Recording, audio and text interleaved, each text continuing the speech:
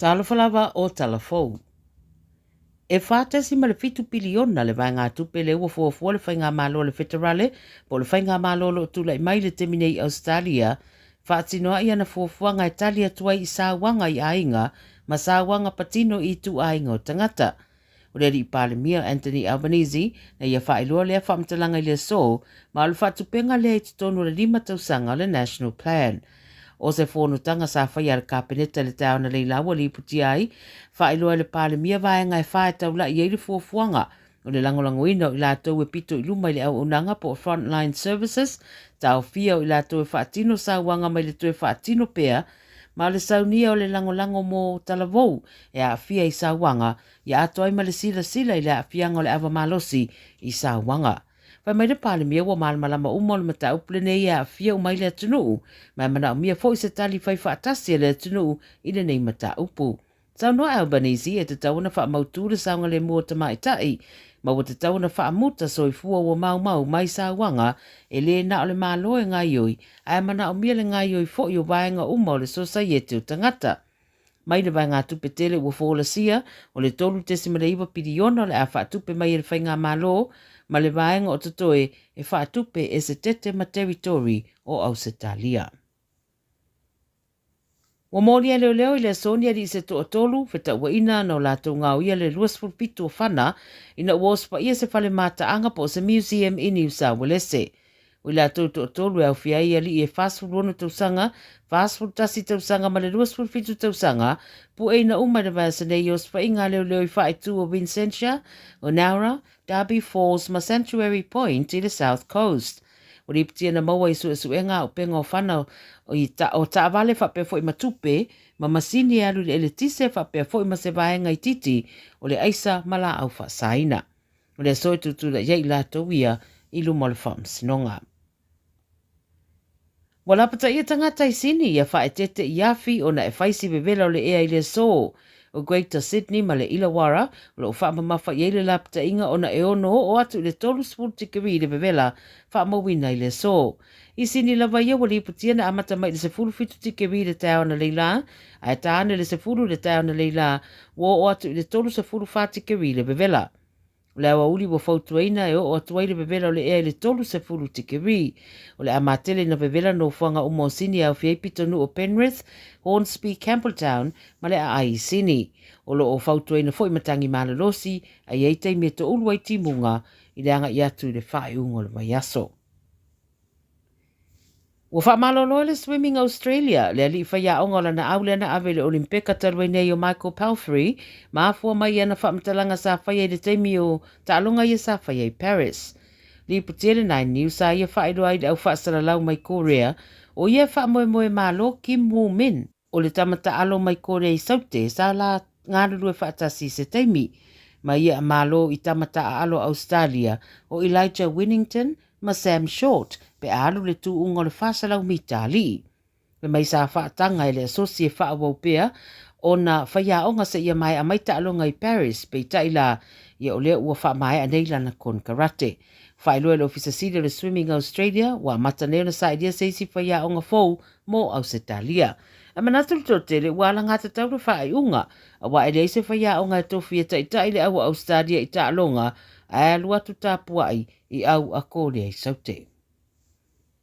Tala muli, whaamauni ai li poti le so mai le NRL o whatunuina a loa ia le ta alo la Trau Mitchell, e le ta alo le ta alonga tasi pe a matamai le ta miusanga le tausanga fōrua whirua lima, e ui inisi o whaamtaranga sa ia whaia whapea fo i malana kalapu. Whaelua le 9 News sa sa ili e South Sydney ni whautuanga whaletu la whono le mata upile nei, a iei fo i whaamtaranga Mitchell sa whaia i le astronafi le Instagram, pei tai whai mai le NRL li le so e tasi le ta alonga, e le mawhai ta aloi Mitchell le ta miusanga le tausanga fōu, o lona whaasalanga lea mafo mai le ata sa whaeloa solo le social media, mai si upeng ta whaelangi, o lo uloa atuai se substance lanu pae i le lau o lo iai i le li ta alo o le Trowel, a o iai sana malanga i double. Tala ia le Radio Samoa, mo le nei fo i maa yaso, veiloa i le vai aso fo pe au lia, manuia le whae ungal vai aso whasoi foia. Le si ufofonga o Samoa, tasi liwa i watolu amo. Talo Falava, Moimwana, your Miss Samoa and Miss Pacific Islands. I just want to say big whaftai tele lava, mole alofa, male langu langu mai. Thank you for your love and for your support throughout my whole reign as your Miss Samoa. It's been the highest honor and I've received so much love that I am so thankful for. It will be a time that I will never forget and I hope that I can repay it forward as I continue to serve Samoa in my future. Don't forget to watch the live stream on Radio Samoa to witness the Miss Samoa pageant 2024. Ua na ole Radio Samoa se furulima iwa toru amo e tautuaina o e ilaungangana fitu aso le vai aso. Samoa la ivao male matua o faa mausili seiuli faa pea fo ile fuayali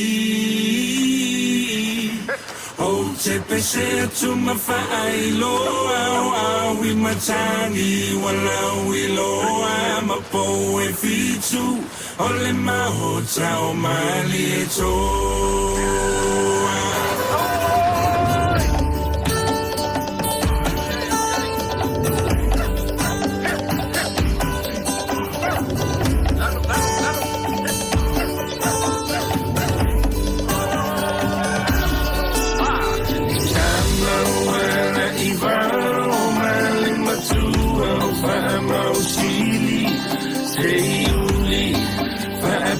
For ile fueli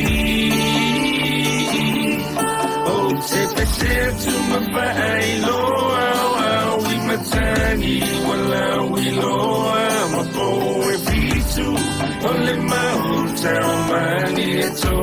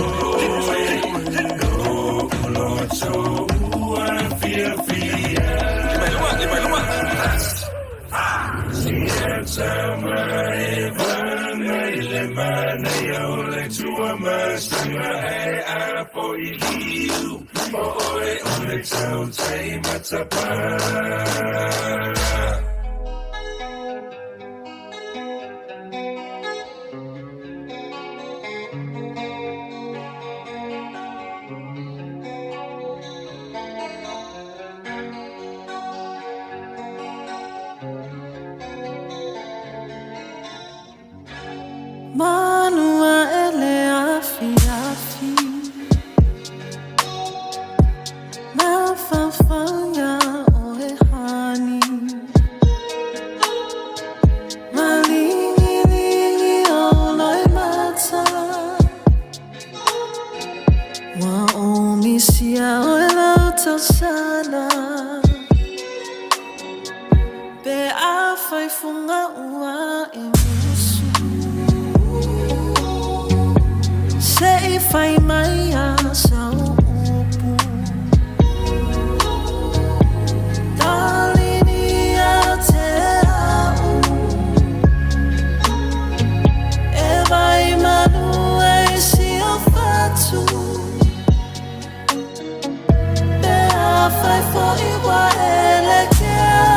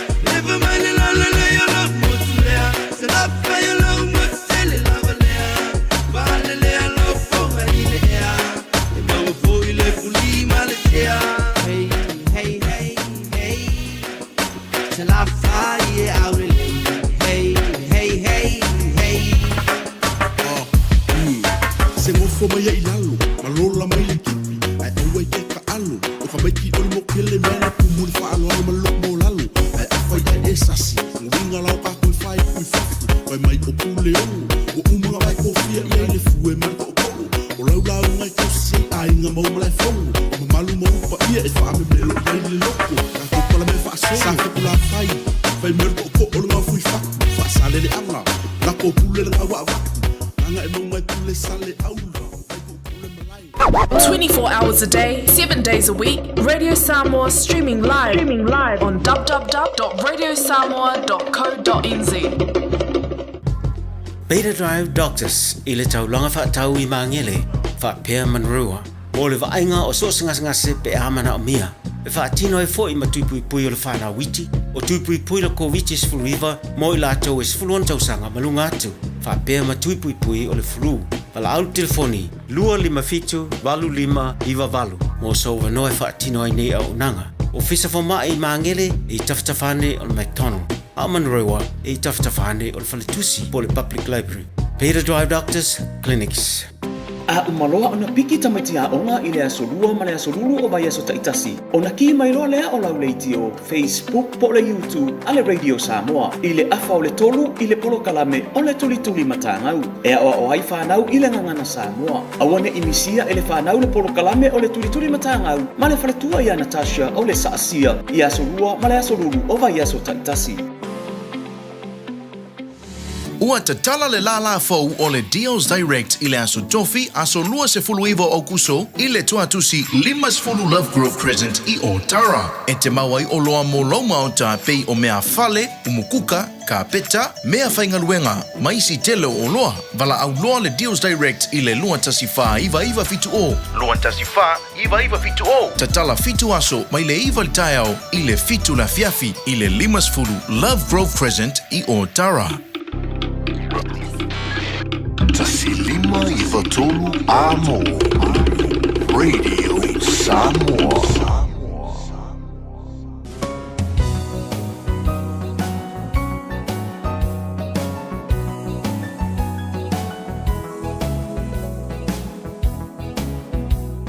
Taleilo a fuafua lau wa umataua o ole ale pungai ua e wha apea mai ai o whea alofa maoni o le alofa e tau I le oti ta alofa I o manatu o le awa e tu I alofa tu Mana tua le amatanga ya upu mau loi mata Na e whai mai ele ai se unga o la ta mafutanga Ya, talofa lava whawhilo e te fo I male nganga whawhtai, male nganga fifia Ina wawhai una toi maua fo ile nei awa noa tātou te toi whetapa I ai I pe au mangaru o le ea. E se isi whapoponga o le tātou pole kalame fau ile nei vai aso malunga fo o le tātou leitio ma le tātou televise ia ma le upenga ta whailangi ngā Gagaifo o Faiva. O Faiva o ai, o Faiva o le atunu, o Faiva o oe, ma Faiva o au. Ia ma Faiva o tama Samoa, tama whanau o le atunu. Iso se tafa o le lalulangi. Ka maloro sai fua mduia ma le langi manatu o le atatou folau I le fola e tasi I peo na aiai le taiao I le sunga I le o e tawai meni ia ma le na fo I pol kalame tā ua o le fangu ia te o I le malu o le taiao malona au vaan. Ia se ia o mai fo ia te tia malana vaenga. Seu manu male a uli o aso te tasi ia male ngā Gagaifo Faiva o le atunu. Mantua fo por kalamel nei sa masani na ta o le drive time.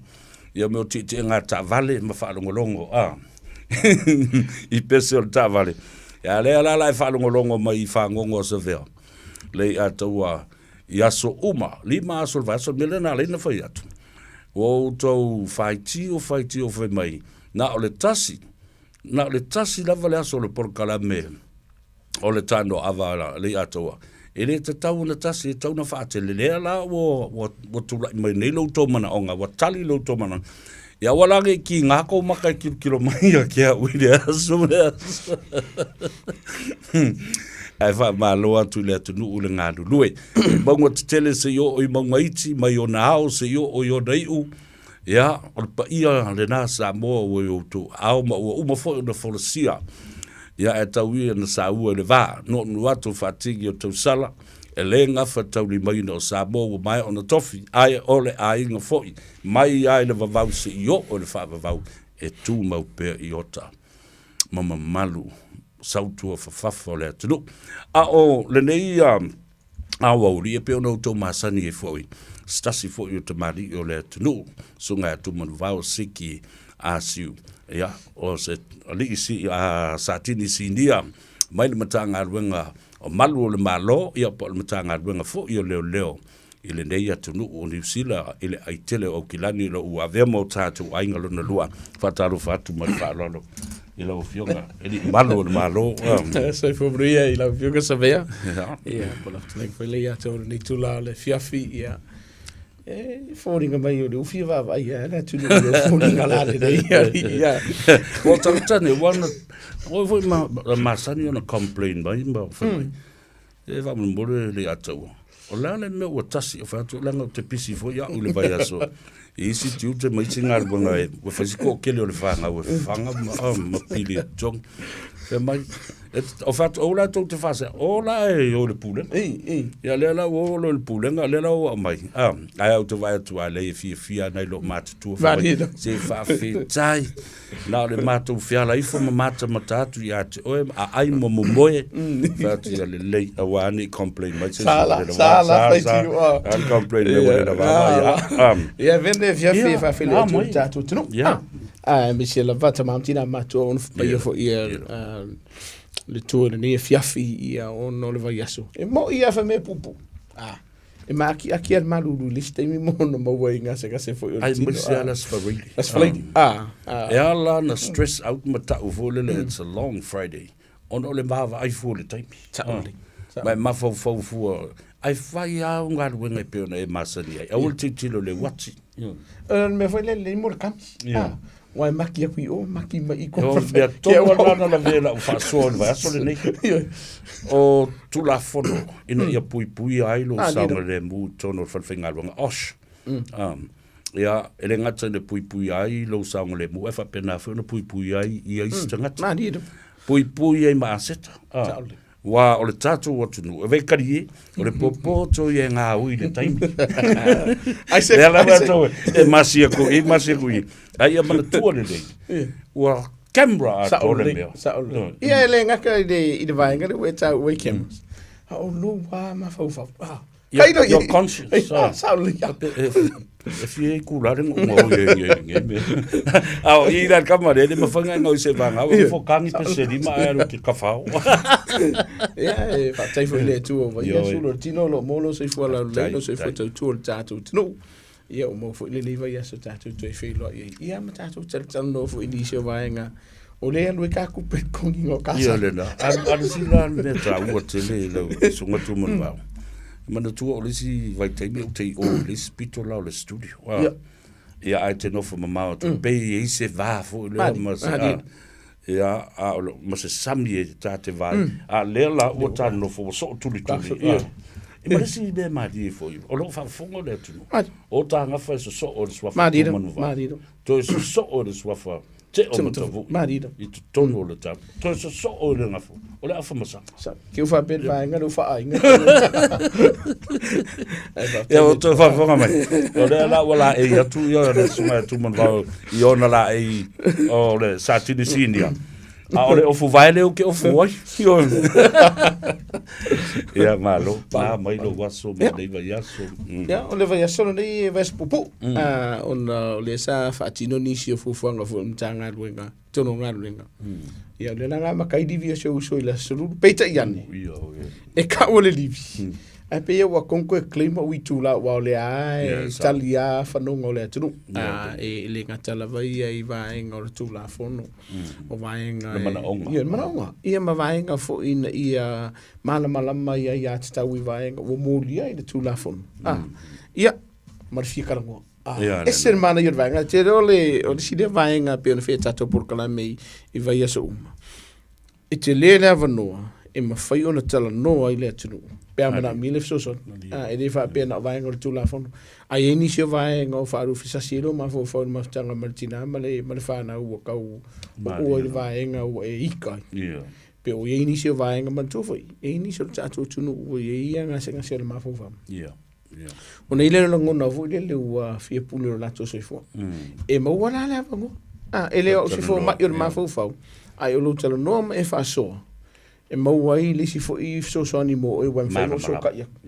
Ia ma so tai ma ia mamala mai fo i vaenga lo i. O le sila leo vaenga. Ia ma le pisi la vai i vaenga o mtanga luenga o lo wala ma mtanga luenga. I se fsosoani fo e whaino o watu whautuanga i le mtanga luenga. I le awala leo lo o whenga i ma le tata utinu. Ai maisala fo ila i le mana o mia tele o lo tau sao. I tū maanga wha Pasifika. Marira, e se tau o vanga. The approach, e wha whena tātou anga i atu, e wha tala noa sa mata upu, e wha te i. Marira. Ele, o palangi o kwa kui whai kua ma kūrei o kwa mawa. A tātou i ei a wala, o wheno tō ngā luemba, o winai. Ia ma share, ma tuwha atu fo i isi ri i malu le malo. Ina ia i loa i fo i so tai o tatanga. Saole. E a peo nei tau usa vea. O upula vai e saka whaalongo ia so laongi usila. E leisi a whakawhaka. E leisi a ganu whai a tu lafono pita. Te le i o lea wano lo whaonga ina i lea ganu. Whai e linga luenga lea whatawhata. E fo i eni se whawhita uki. O le sile o whamtalanga te lo taimi sa vea e sa i tātou utinu I alo ma whanau ni usila e lenga o Samoa al Pasifika mpalangi ma mauli fo. Pe a whaia ngā luenga ai leo sa aisea o na lule e whemala malama i o i tūtua. O i nā le o te sau wai mai lau pito la au. E whaamala malama tū maa ngā le tātou tunu ma le Pasifika e le ngata i le vā o le mtanga luenga i le tautua ino le atunu. A o le atunu u fo i lo lato malama i le whatino ino ngā luenga mtanga luenga le no. Ai a whaia o vai a koe nei ai. E lo ka loe nei au sisi a. Wasa u whamtala ina la pe ina o le malama le lei o le toia ina. Ina ua taunu ua tu leo. E ei le whalavalawe sa tupu ai tau mai o le tuatusi lea. Ai le taunu ua tu la o li leo ia matalandoa ma le whaaloalo. A o na manino i le toina. Na te le na tiolo na tali. Na fa mai sorry, sau. O mai ave kamale. Ma lie le loto malama ile au wala na approach ai ia ma fa filo ia li madul balo. O lo tu pul vai ngania lo fia se vea e ne fia o fa funga fo tatu tinu. Au o in malama le matua po ainga fo i vaenga o tu la fono i le ia la to ia tata. Ma vaenga o no a fai nei la to. Faingo fia no. Walu pumun. Ele ma fai ona fai to tasin tanga lunga. Ale linga lunga. E mana o mia i le lauteli. E mana o mia tatu tatu tinga lu fatas. A wa bi nei tau. A fai fatino ina se so linga tu la fono ai o tun tanga lunga leo. Kere no po feo farela e fala fie. Ai o le o so tanga mama malama le ainga. E fai ngo fio no matou ngā lu fata spione tau wala do ko inga saulo i fa fo markam. Ona maua le o le vaenga le. Ele umai la inga lo ngam lo. E se ona avele wo mo li e fai e la vai ia vaenga so so ngam tanga lo. Ai ma fai fo i ona tala no ngam tanga lo ngai ainga le ngate fa fitaira la to so soni. A o vaenga e fe so soni mana tu sa vea. Ele fa pe lokalo e tono ngam luenga. Ona vi ese ai leo la wa ya tau. E o le vaenga le tene no so sani tatu tudu. O woni fa pe o loko o ile so. Ma e mo ile sila. Ona ngata ile i pe muta i la wa ya tau. E ia la wa ya tau. Ia vaenga masani se vea. E la wa ya tau e mafai. Ona e fa visota i ai se leo le. E au noa ma se fa umi. We fa delay. O le vaenga lea, e te tau le matanga luenga leo, ona a watu ia te ese loia, pe a e mana mia te temi lavani. Se ia vangana, wa iei se vaenga, e puni ti ai, vaenga whakai kai, o rufai mai e te ausa vea, na o umana whai tau, la wa ia te tau, o ke manga se loia reka imingi, au le whai fusuanga. e avela fo mo mo sa ngole mo la tene ma ve se tu se no fo fatu a vili le on tanga lenga o yo le o lo ai ta tau na fati no e yai la wa ya ta tau te le fai se fa mtala Madi se i longa fa nga fa sanga ya wa ma fai ona fa nga fa mtala na pe ona tau e ko di diu ya ona toi fa sanga mai le fa nga fa mtala le ya te o te mo fo mtino o va enga ye si la fier tato tu mo la nga no tato por kala me mar tu la fo ele fa pe lo ka oi ya ona ese sa ola vai fa makala o mo le mangasu ele e yai foi vai e ono mo li ai oi pe a e musu e ave o fa mo monga tanga lenga le le fa mo monga fa mau pe a faile o mana mi tanga lenga le o vai nga la ya e a nga ai por kala mo tato tu e se de ta u o le vai nga le mal malama le tunu u nga lenga tanga lenga le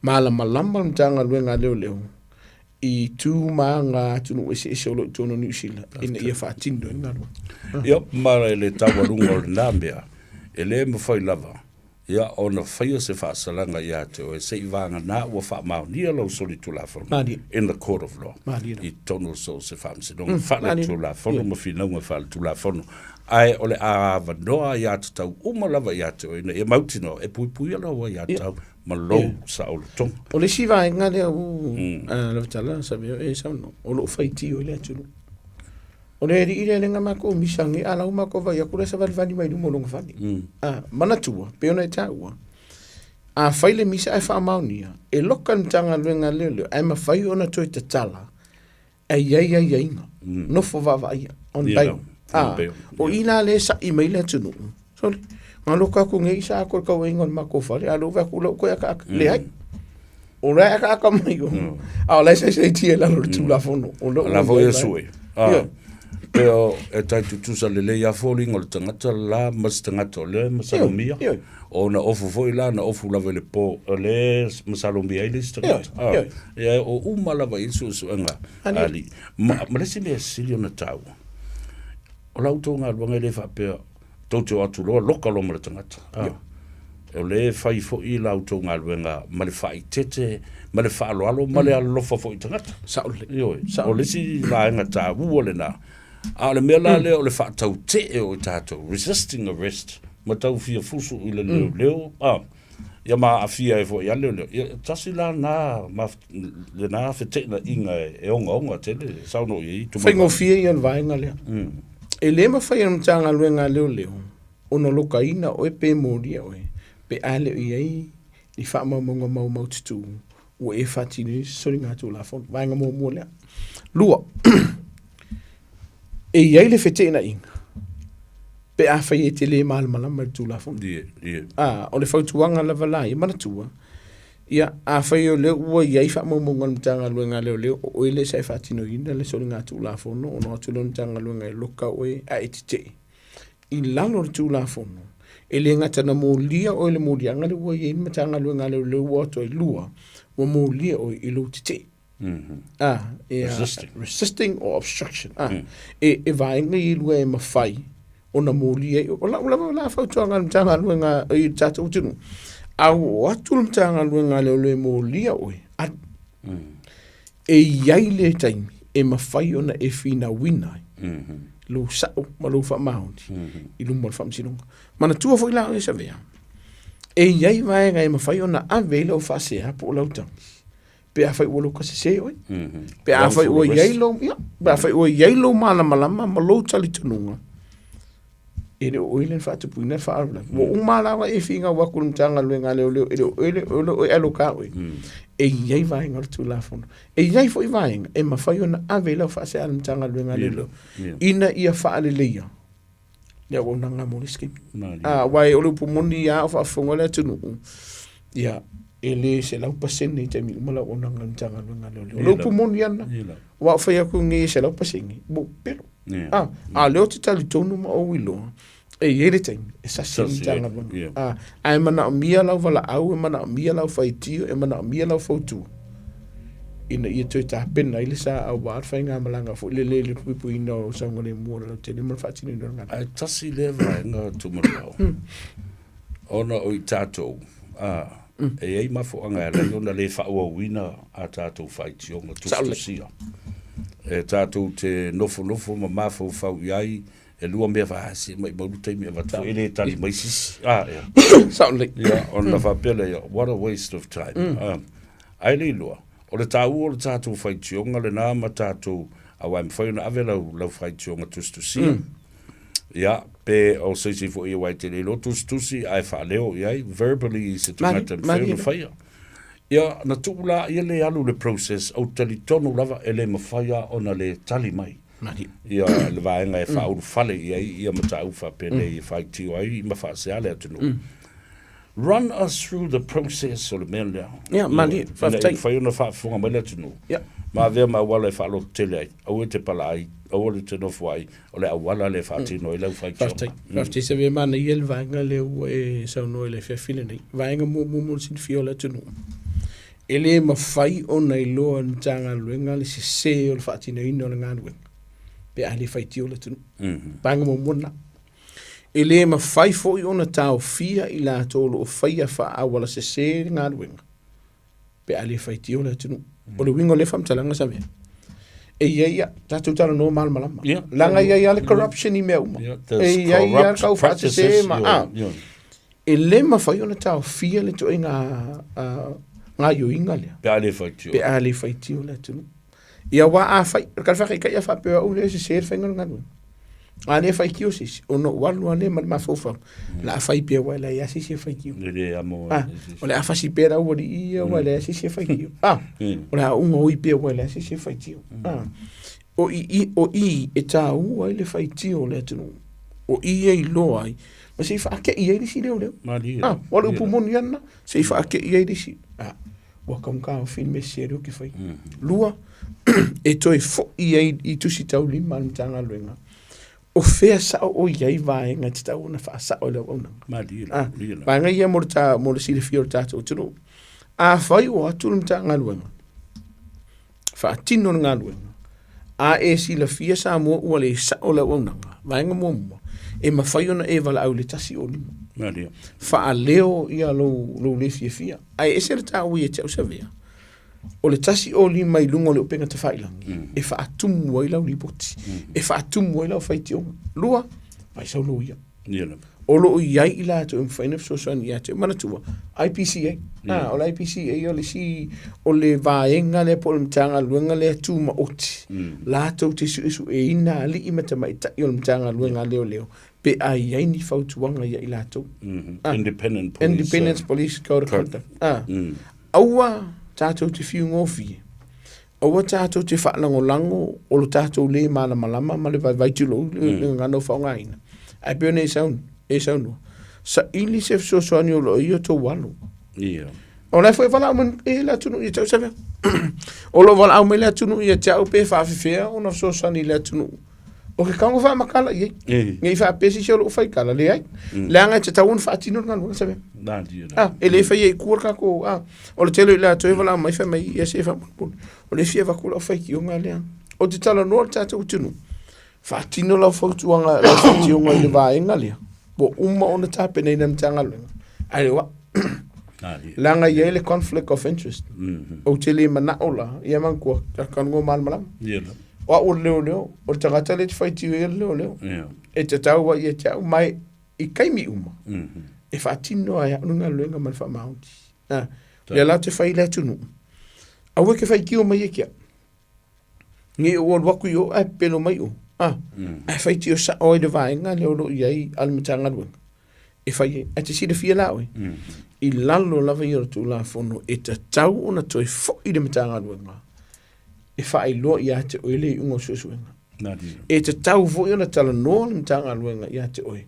O fea ua o iai le susuenga. E o le tau ala lea.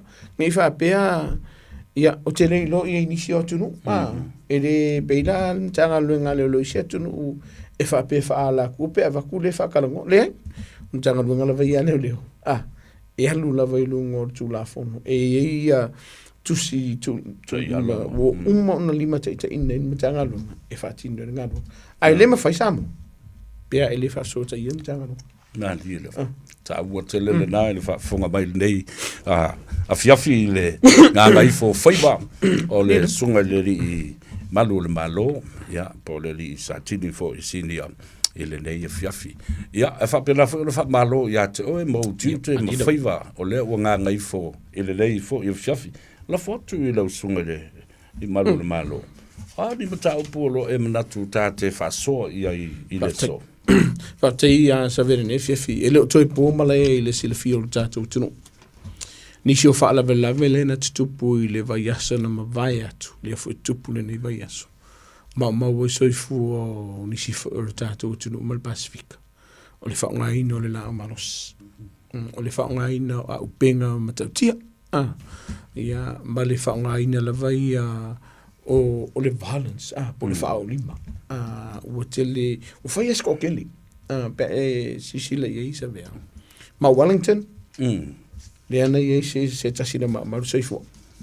o ni hanga le se tasina ma soifo o nga ku aku le na isi tamato nga le ma soifo a tilo la o ye taimi Hamilton balu tau sanga le ma soifo le foi la tilo wai au kilo ye i vai nga ye sa vea o lo fa nga ina au pinga isa wanga ia ma fa nga di mo so na tu la fono le fo ina fa nga ina ia le la o malo si le pona po le wa ye fo seta si na ma mo si fo o lo ia fo inicio la to le o lo o le lungo le o lo pinga te fa inga to po ma le o lo fa mai o no manwa ila ula vai no te fita le no le fe fili nei o vai ngai te tauna pui ai le tunu mai ni se fa fita au vai e foringa mai ia o le fa kupula ia e o le fa kupula ia vai ngai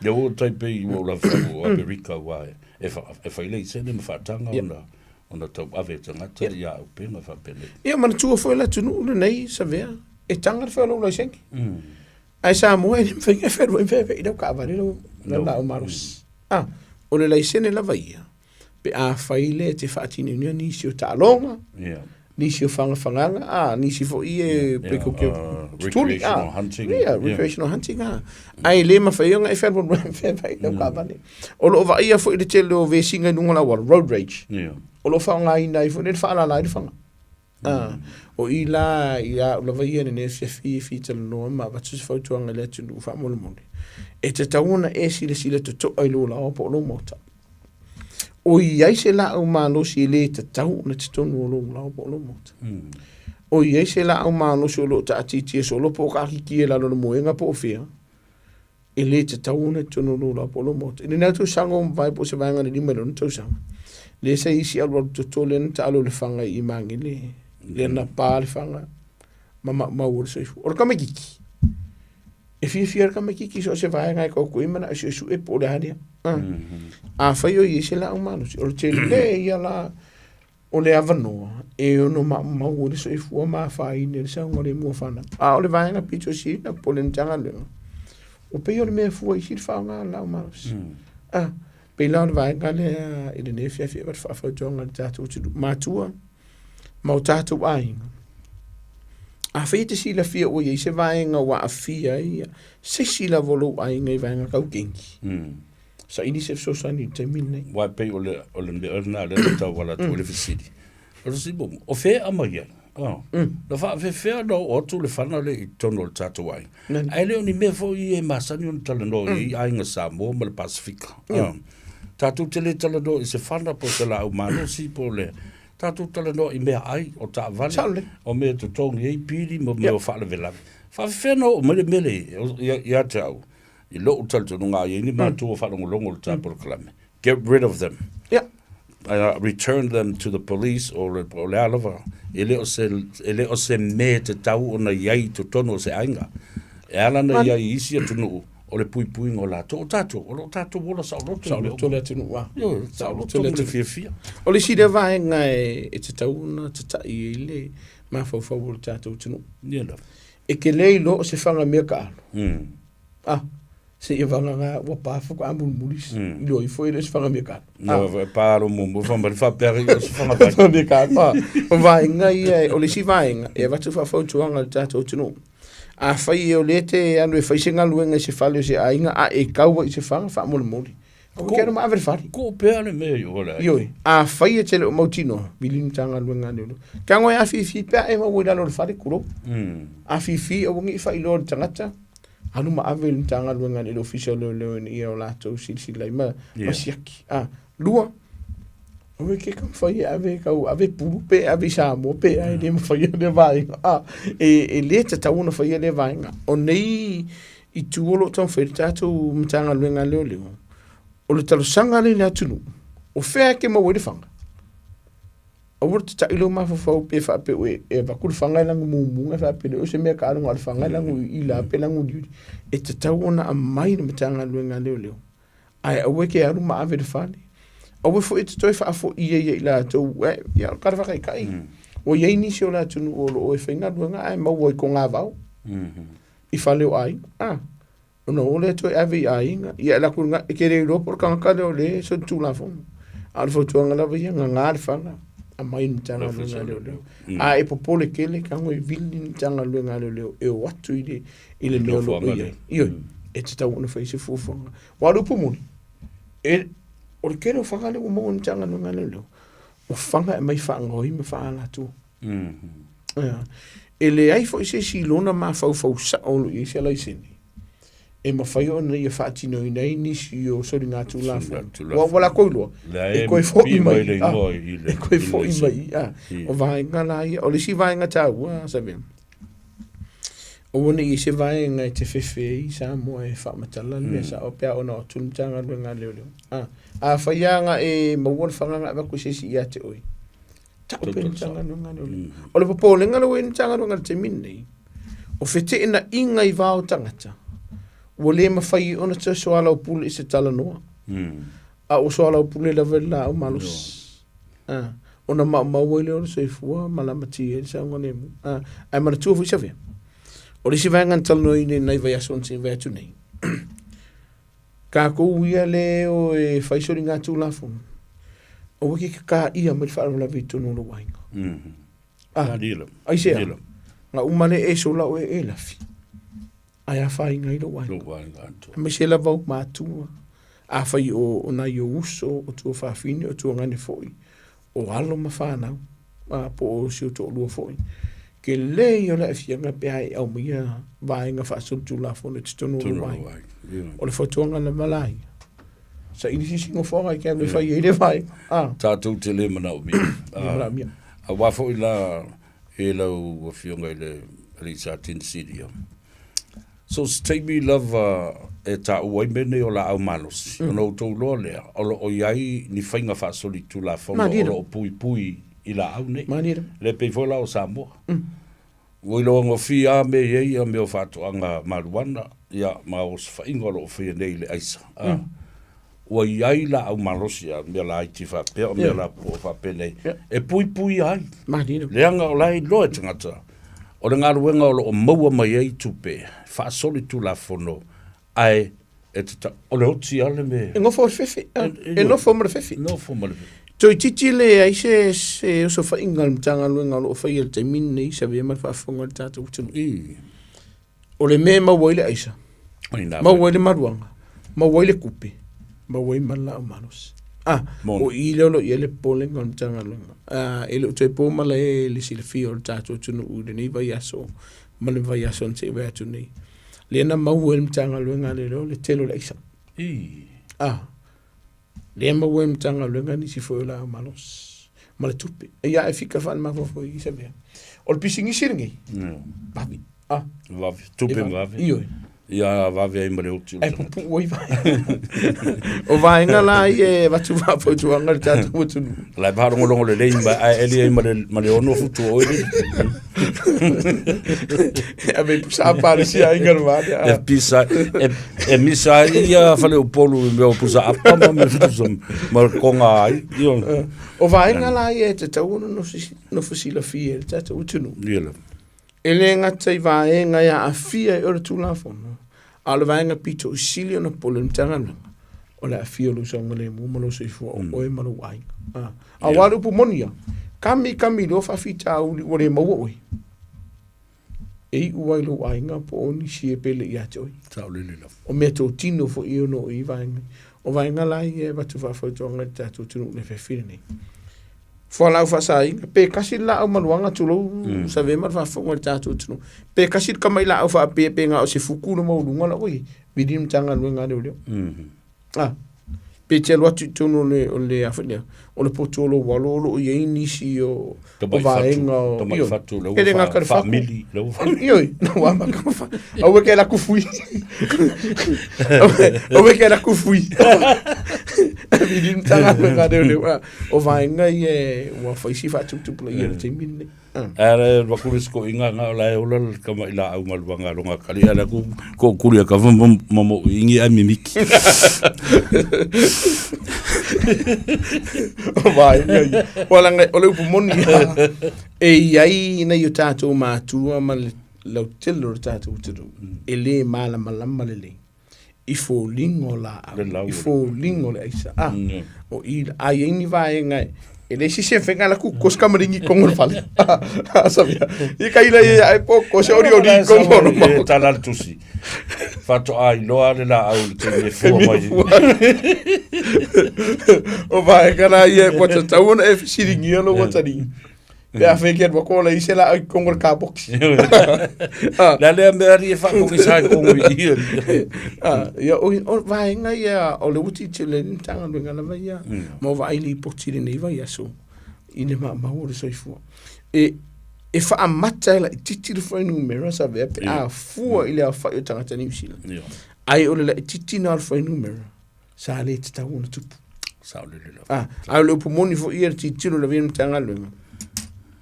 E iei le vaenga e kasirikanga ka tulo Samoa e maliungi. Ai whaasuru solo ina te lei. O le kau i masui. O le manga o aisu e ale maalosi ma le pawa. Ina ia tamwhaia ina ia. They just want to prove a point. E mana o ina ia whailoa. Lea ia o mako wai o ngare mele ma le vaenga le. O le si vaenga lo pole. Fia le seifua malolo ino le whana. Mori. Mai sene tatu tamam tina matolo o tatu lau mota. O vaenga vulale tama tina po tato ainga au ka ko ke vai fori ngor kupe mali la fa tino la mi o tonu de vala wina lo mtanga lo ngale lo mo se so so ni mo na tinu malo fa tai le fonga fo i lo fioga de li sa tini sini a wa taua mai o le fontuanga fo na matu so se taimi va ai se la au malo si tonole ave ese fa so tai se ofiso le o lo la tande ia te oi. O le si vaenga sa vea onai e de pole ngam tanga luenga i la tolo fatino i nesori ngā tū la fono i whanga mea ka alu. O le upu mongia e le iloa ea o le leo se whanga mea ta alo lea. Ai iono mau elu so i fua. Ia wai si i fua luna ai whanga lo leo wala i tū la fono e. O iai tū la fono. O i la e watu whawhautuanga i. Sa al kala le skoinga. A wor kalo i le me kaunga. A wor kalo le ola. Kalo le me rima sing. Ai o te ta alo i le me ma wor seifu. Wala nga iai vaenga. Mana tua tau sanga o na tua atu. Le sa i se ta si lena sa tanga luenga le leo ma le saperu tulo. Ia lenga fanga. Ma wor seifu. Le ana fina tanga luenga le leo. Mana tu sa via. Ui loa ea ua la makia ro soifu. Wau tere i los whanga mea kaa. A wha ata mai ne si sit whanga mea kaa nei kia. O ke nei doa. Nge ke o wha pēa o whanga mea kaa. A whanga mo. O na ma waile o la ula. O ila. Wa iai vaenga wali mateta ina ni tanga lunga. E wha atino le ngatu. O i fo ile watu wha whautuanga le tatu. O kako ka alo i whanga. Wai te lele vaenga i ono a fi elu saunga le mumalo soifu. Wai peno tau te mo sola. A whaile le wea nunga ui whaloro. Ai akun kanga luenga le lo. Ai ngofa aka mai whanga. Le whanga whaile le replica. Iyo. E whanga me ka alo whafodinga. E te lele ama noa. E ono a fi elu saunga le mu. Mau elu soifu. Pe a whaatino ni tanga luenga. Nisi o vaenga o le tūlafono. Ina ia pui pui elu la tu saunga le mu. O le lātou soifua, mana soifua o le lautele. O whamata e taula o na iei se vaenga fo lea e fsilingi ai i le komisina i a whapea fo i le ministau leo leo. Awa e tele i o company, la tu te whaia whanga ia. Ia. O matua peia, a mea ta alo mo tamaiti. E tawa i na tilo i le production line o nei tu ai ngā a upenga. O meo, o le tino lava le whana mo i lea na whaata oto i ai le fausia o le tu ai ngā whana. Ia, masalo se vaenga le idunga lava i la tolo o whaunu le tanga luenga leo. Ia, mana tua fuisa vea. A au mai a le mea taalo, o le mea taalo. O le mea ka aloa. Se ia vangana. O ka ngaka le whanga. O ka whate tai sa mea. E ma whai ona o mai se paki. O se vaenga e whaati noi au talonga. Pake baseball. A wa ulawa hia. O le asuia i le pake lea o se mea taalo. The intentional but. Le loa maa upinga. O lona winga. E koe fo ia i la tolo whaunga haina. A weke ka alo ai pēr e si la fia o le vaenga i ono la matia so i fuori skanka. Ma nei ato i ngā soli ngā tula whano umala wale e aunga i le metas. You have a choice. Totally. E iai lau whiriwhilinga e so se teimi e soli se tula whano ma so se teimi e te mawhau ai o le awhaise mea le anga. I se stangata po se mea tōtino o se stangata. You always have a choice. Ia lau whiriwhilinga e tauna whai. O le vaenga fo i rea langa i le vaenga ka o le tēna. O le vaenga le threat assessment po o le vaenga le tira tilo e mtanga luenga le leo. E fua i einga i oinga. Pe ao lato wheiloa e pefta iai. Manisi o whawhita auni. Po se whamata. Pe ngoi ka ua. E rem whaingo whai aku iau e sa vea au ta ua le leo ma ka ngoi whanga. Le ai. O lau nā whiriwhiringa. O lau whiriwhiringa sa moa o la e whaatino i so ngā tū la whono. O lau fo i whiriwhiringa o le leo. O ke whai e whiriwhiringa. I e pui ai ia. Mai la tō o lo i o au tawha po le atunu lau tele. Nonge e se tau o le vanga le ue tau. O lau a whiriwhiringa. E atunu e whaasau ina lo so i fua. O lau whiriwhiringa foi. E atunu o la matia e lo so i fua. Nā dira. Mā lo whaftai. Ia. Ta ua tele le whaafonga le atunu o nei ma ta upule na e te alu le whai ungo le vai aso mai mawhau i ai.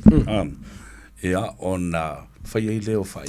Ma sani no whai atu le atunu. A olo ni wha mamlama stu la fono po o se vanga fo ile le o upu whai o malo. E lama lo Samoa i so o se mata upu. Ma nino o le whaafonga whai lo whai unga le. Manira. E se le tau o le vaenga le. E tau o lu malmala mai vaenga o le tūlafon.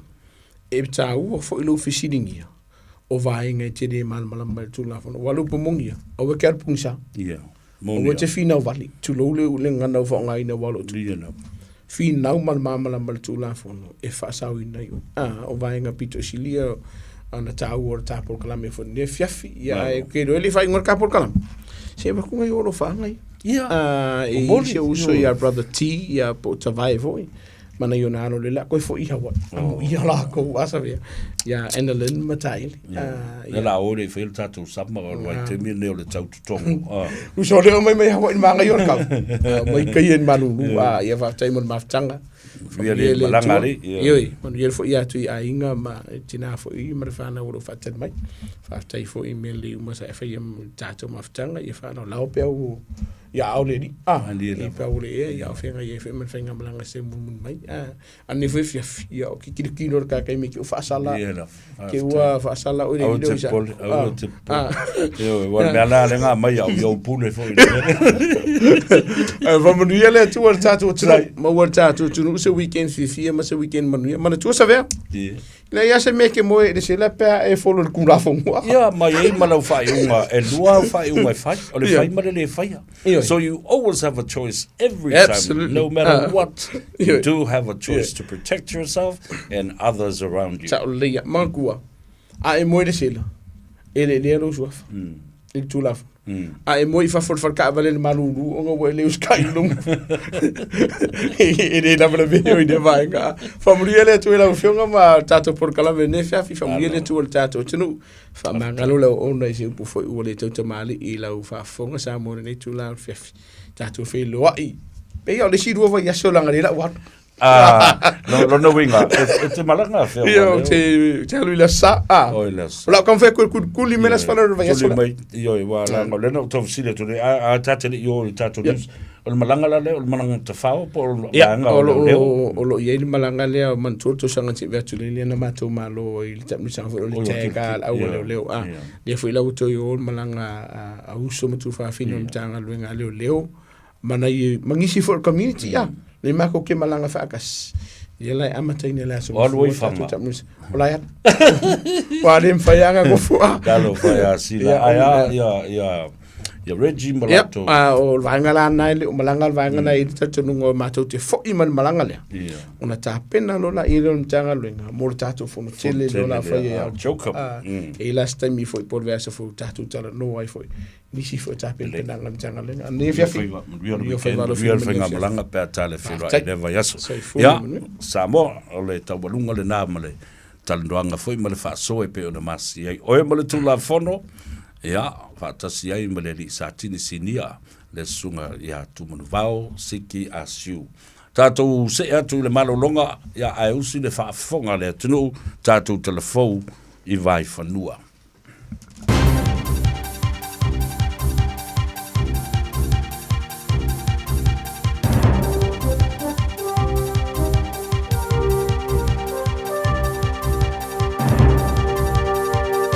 In this update, police believe known offenders were involved in last night's deadly altercation in Auckland's Grey Lynn. One person was shot dead after an ongoing dispute between two groups escalated on Tuarangi Road.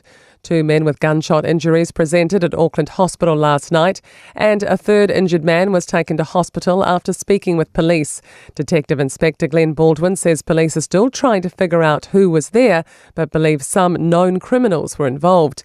The murder weapon hasn't been located. He says it's too early to know if those injured will be charged. The criminal liability assessments will be conducted in due course once we understand the full picture and circumstances of what has occurred. Police are now treating the unexplained death of a woman in Dargaville last month as homicide. Joanna Siona Luaki's body was found at the start of August between Omamari and Aranga beaches. Police are asking for sightings of a white Toyota Hilux ute, a black Mitsubishi Outlander, and pieces of the victim's clothing. 3 men have been arrested and charged in relation to the murder of Sydney Ross Bridson in Waitanga, north of New Plymouth, late last year. Bridson's body was found at the scene of a house fire on October the 11th. That was later revealed to be suspicious. Treasury documents reveal the previous government saved $500 million, which the new government used to help pay for tax cuts. Senior political reporter Sophie Trigger has more. In August last year, former Finance Minister Grant Robertson asked departments to cut 2% from their backroom baseline spending, worth about $500 million a year. A paper released to our newsroom shows it was meant to reduce overall spending, borrowing and debt. But rather than using those savings for that, the new government booked them against this year's budget, helping to balance its tax package. And that's news. To sport, and New York-born Jessica Pegula had staged a classic comeback to reach the women's singles final at the US Tennis Open. Down a set and love too, Pegula rallied to beat Czech Karolina Mukova 1-6, 6-4, 6-2 and reach her career Grand Slam decider. The 30-year-old says her stunning victory came down to small moments. I came out flat, but she was playing unbelievable. I mean, she made me look like a beginner. I was about to burst into tears because it was embarrassing. She was destroying me. And I was able to find a way, find some adrenaline, find my legs. Pegula will play Belarusian Arina Sabalenka in the final. And a winning start to the new NFL season for the champions, the Kansas City Chiefs. They've beaten the visiting Baltimore Ravens 27-20. And that's sport. I'm Wendy Petrie. Talofa lava, moana yo Miss Samoa and Miss Pacific Islands. I just want to say big whaftai tele lava, mole alofa, male lango mai. Thank you for your love and for your support throughout my whole reign as your Miss Samoa. It's been the highest honor and I've received so much love that I am so thankful for. It will be a time that I will never forget and I hope that I can repay it forward as I continue to serve Samoa in my future. Don't forget to watch the live stream on Radio Samoa to witness the Miss Samoa pageant 2024. mawhai on awina atu le tala o le tau i aso taitasi ona o le lango mai a le Pacific Finance Limited. Telefoni over selau fitu fafa lua fitu. E whatalo whātua le tala nei le tau mo le so ma le aso atai au. Winga le tau mo le so, e iai taimi o le aso e au oa, ma e iai fwoi taimi e to uluai nai timu. Wha solo ina langi le leile tau i le afiafi, e angi mai sa vili mai le itu sau te sifo le atunu, wha solo ina maalu mai le sau i le awa uli. O le angoto le la i le ono minute te ai le itu lai ono le afiafi. Winga le tau mo le aso atai au e tele ina awa oa, ma e ono iai nai timu pupuu, e angi mai sa vili mai le itu sifo, ma e wha solo ina maalosi i le po. E o soa ele la i le toi lus fulvalu minute le tu lai fitu, ma e ngoto ifo le ono minute te ai le tu lai ono i le afiafi. O le tala nao le tau mo le aso, mo le aso atai au. O lona tautua le Pacific Finance i lodonga tupe mo so se wha moe e pe o maliu wha i puiponga a so wha nau whainga malolonga ma so se wha lewelawe. Ai muisa le toi fui ato wha nau i lea onga. A palai nei loi le pacificfinance.co.nz be wala au le ovalu se lau fitu wha lua fitu. E talo sanga sau nonga tupe i le vau le 5 se lau ma le lua se fulu a whai tala. E lua miru te whatali e lau talo sanga online. Ai tasi le tu lai whatali e se tali. E ia inga wha bitoa. Walau lo le Pacific Finance Limited i le ovalu se lau fitu wha lua fitu. Ovalu se lau fitu wha lua fitu. Ua na o le Radio Samoa se furulima iwa toru a mo e tautuaina o e ilangu ngana fitu aso le vai aso.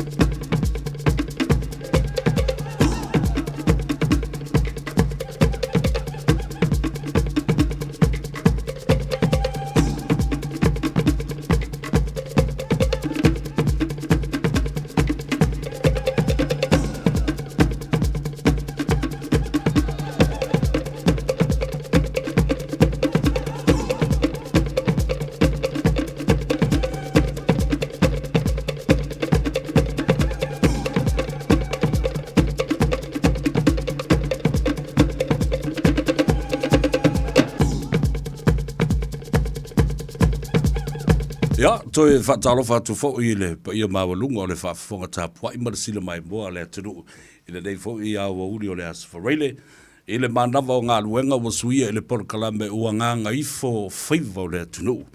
Malolo ngā lue, malolo fo le tau atai, malolo e lava papale ma le ona sai. A wafo i o le asfareile, o le asfo le sili na tele ai whanave lave tupu ai.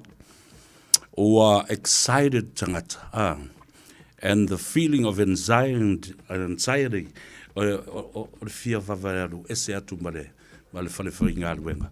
Ia e tupu ai isi whaalawelave ba isi whaafita hauri. Ia ui o lea, e tasi te mai tai lea o nofa mai pēa ma ono sai pēa i lana ngā luenga nei aso o le tua fine ia ati mai o le Henderson Cars. Atalo whatu ati ma lo le soifua manuia ia te o le tua fine alo fo le ngā luenga nei aso.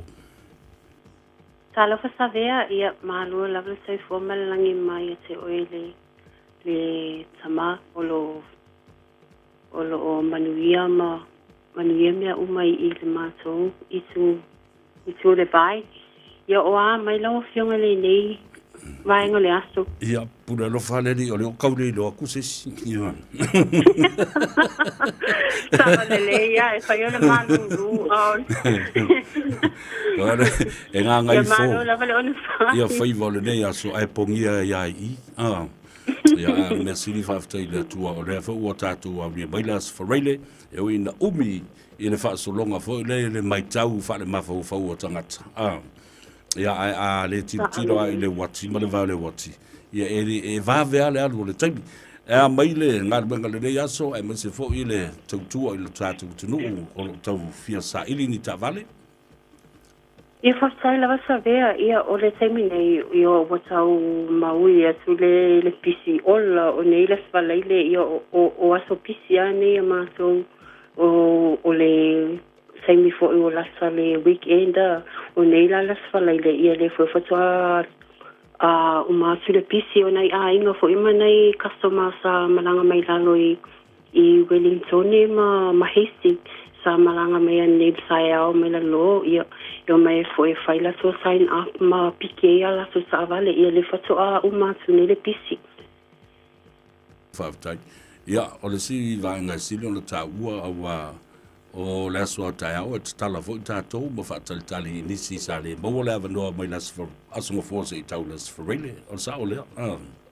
Ia sa o le sa vea o nai isi o tato a inga o lo whapeo o na whainga luenga na vai aso atoa so e le inse laso taimi fo I lea ia manoa e o mai e piki a laso sa avale ia pe o le weekend le aso le atai au ma le aso sa ia o aso ia e tumu ai I le maso whale ta avale I nai a inga fo I ava noa mai inga luenga le vai aso.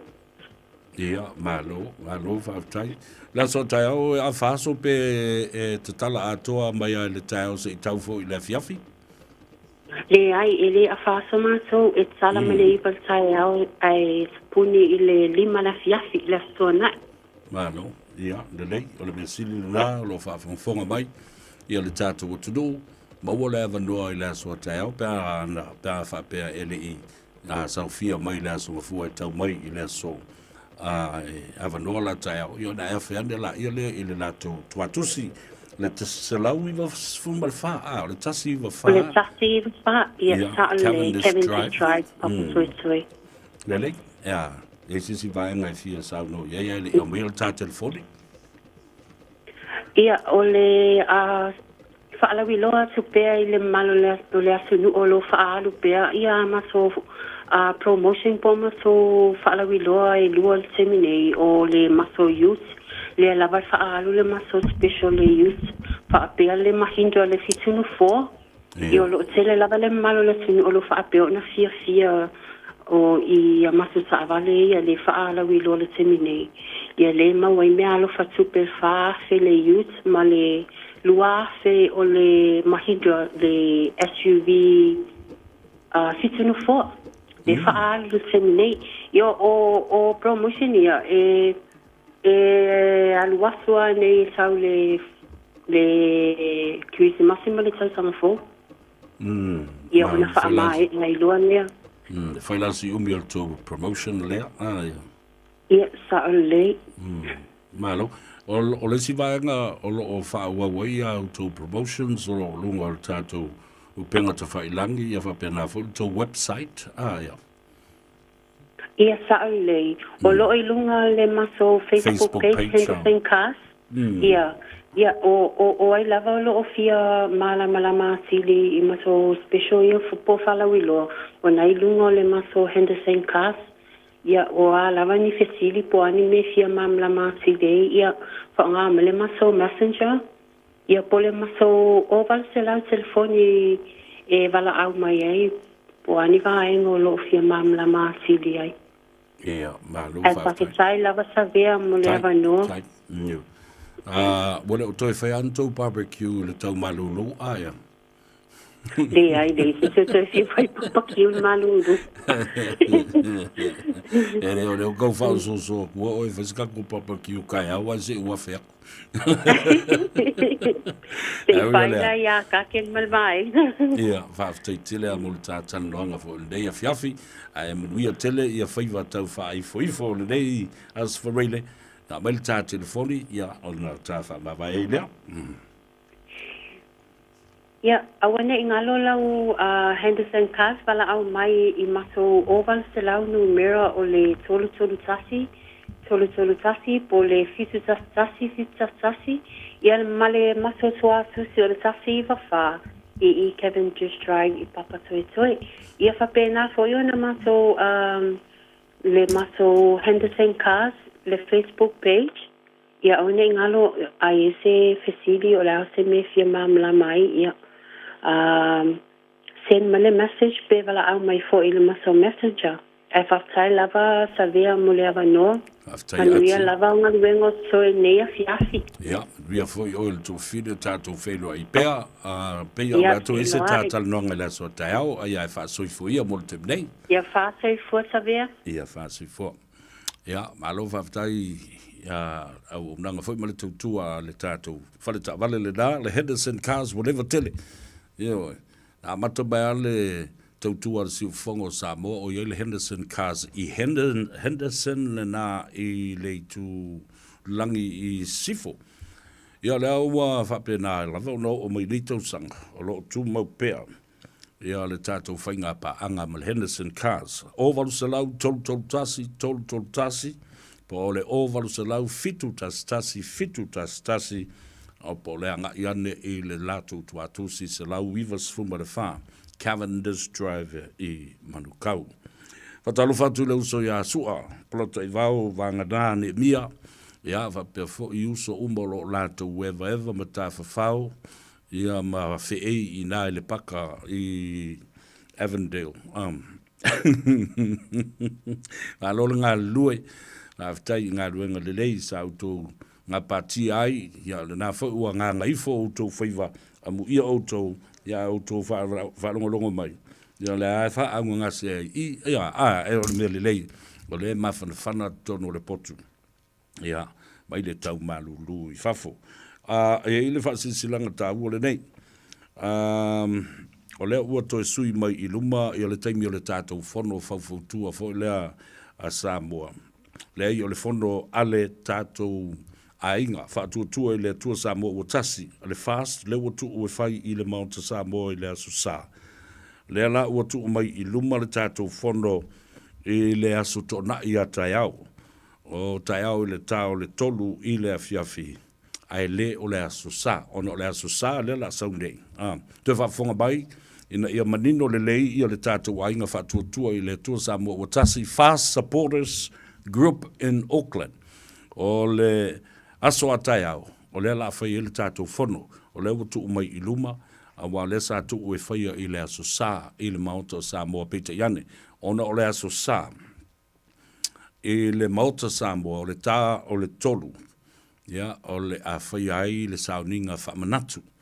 Sauninga whaamanatu mo i la ua na mali liu i le whaalawelawe le na tupu i rama, ma le vea ai le van, ia ma le vea whito ai ma se loli ma li waita ma whai ngā ruenga e to lua mai le RSE mai Samoa, ngā ruenga whawaiteimi, ia ai whapena e fo i le uso i a Willi, a whaofo, ia manatua la. Ia whamanino le mea lea ngā sa utala noa i le wharetua i a nuulua o le sunga i a Willi whaofu. E leo fia lo na langona. O na onisi o whaasala launga lo ta uai. Whapea o le to'otolu uma ia na mali liu. E malanga uma mai lalo o le scheme leo o le ngā ruenga whawaitaimi le ai. O Willi lava la tō ia o le uncle. E nofo mau o ia i New Zealand nei au kilani. Mai nalu i le lo e au mai na i ona nephew si o mali liu nei i le whalawelawe e tā pena le la malanga e toi fo iai i Samoa ia le ala le na e tau ena whamanino pia mea ia ai o le aso sala aso nei ia o le a whataunu ui nai i le tau le tu la e tolu mana ua tuai a inga wome masani ia o le mambalu fo i o le atunu Paolo mangafa siri langi, ia oi latou e malama ma sani le lei na yuso nei ua tu malo ia ma ua maliliu ma whano soifua le nei whalawelawe. O leaunga, ia ma le sunga ia ta valo to ala kilemete. Ia, tātou wo, tātou whaalia fo i le nganga whaaloalo, ma le nganga whaavauvau, nisi fo i le tau i ai ainga nei a manatua o Samoa o le ainga la vaitas io e whaalongolo o tula i mei matupu se whaalawelawe ia ona whapena lea ia ona o soa e le lofa ma le anganga whaanondoa ma le nganga whaavauvau ia ma anga i loa ia po whea lawale whale saa o whea le no whangoro tau mai ia, watu foi le whamaloma le whaftai ia i lātou sa whaia le mea leo le GoFund. Or give a little fundraising on the internet and online. Whamalo ia tu sa whaia le nā ngā ruenga le lei o whalongotu over le limas furu afe ta la se tupe na fo I e tangata ese o le atunu New Zealand nei fa pena Australia ma isi atunu o lalang ina ua lātou whaalongo I le tala whaavau lea I le whano ai o soifua o nisi I le whaalawe le nā ai maise lava I lātou na malanga mai Samoa I le ngā ruenga whawaitemi le sola pe o na longo mai e le tina I anu ulua o le to'olua lea o le tama ia wili whaofo lea o lo o whai ai le family service lo whai le family service ia linga o le tama ia wili whaofo ia malona toe sauninga I le aso atai au le tau le tula sfulu I le nofuanga lava e tasi ia whamaise le ngango le tua nu lua ia te oe le tua fine po oe fo I le whale tua whapena fo I le nofualo ia whapea fo I ainga e fia paolo mangafa ia ai whamoe o le atatou wheiloa ia I le sauninga whamanatu mo I la ua lewa ua maliliu ai fo I le whaalavilavi lava le tasi le aunga ia mata valo to ala kilometre I le aso sa sau nei I le tau le tu lai tolu I le afiafi I le maota o Samoa I mangele ia ma o nei sau ni ringa uma o lo I lalo le whaamalu malunga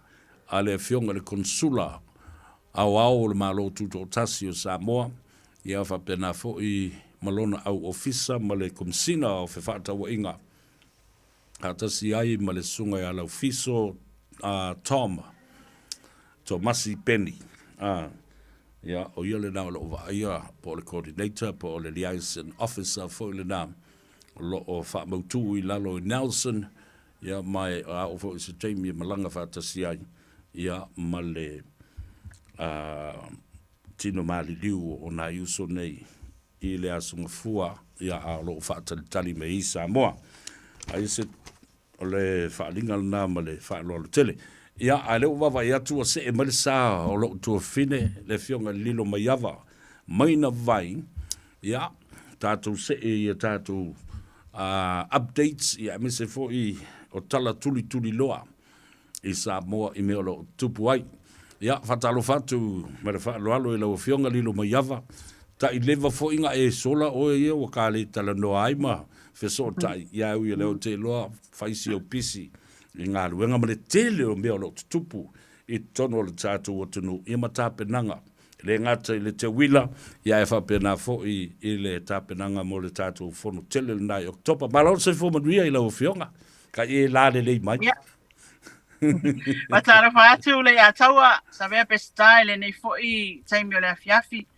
ia e masalo e foule nei taimi wa tātou tala no ai wa e pe masani lawa sa lua mastofi e masani le tātou Zoom ia ai o le afiafi nei ia e whaatalo whaatu I lau fionga pa pia fo'i le mai mo whaafonfonga si o tātou atunuu mai tu e fia o lalangi a mai sa lawa o New Zealand o lo ia ile tātou ala atam le ala leo le Radio Samoa ia e longo pui ali ia si o tātou atunuu I tūlanga uma o lo tupu I Samoa nei e whapea fo'i ia ni tala mai luto atunuu sa vea malo whaaftai I lo manatu mai na wa o te iloa le leilo pisi fo'i ma le tele o tuangia ia ma no o lo o whenga iai ia e mese peo no vai atu tātou te wila le nale tai au le lei mai kenge ki o le koua kungu ia la sau sila ia moni lava moni sa vea o se tau sanga ese lea I la uiloa ia se tau sanga ese le nei I la uiloa I le tūlanga o le naunau ta inga o tamaitai ia ngai mai I tau vā I tātou tau vanga le nei ai mai se ai ia ale lei ale na whaata oto le fola ia po le production o lo lātou whaafueina le porkalame ia ma baba ai te toa ai o ame whaatula I mai ma whawina ia ma whai o na whao Sofia I tamaita I o te loa o I tonu a lea e ma fuai ia le nau tai mai o tātou alo ma whanau tamaitai ina ia ma whai o na tau wā o le tau sanga nei ma e o le matango fia o le tau wanga I le toa telo o alo tamaitai o le tātou atunu la le lei la tau uma Ia e mai se fo, ia e le ngata o le la le lei fōlinga. Ai ma tau tia fo i le ata mai e pei o na moli mawina le tātou o tunu ua nafi. Ia i le whaale o ina o lātou whaamatalanga i ulutala, ia ma autu fo i sa whapenau na tā pena iai. Ia matu ina atu e research. Ia o lea lana o mai e iloa nafi. Ia oka, sabea? E ma nai al whanga solonga al pokalame. Mantua fo i o lea na whala i titi mai le pokalame o le te wila o le tausangal nei. Te leo mea sa tu ua e le i whaatinoina. Taipe o tātou taalonga Samoa. Ia ma le tele au mea tau wanga o whaafiafianga. O na o le tātou tapenanga o le oalo a tien masina fau.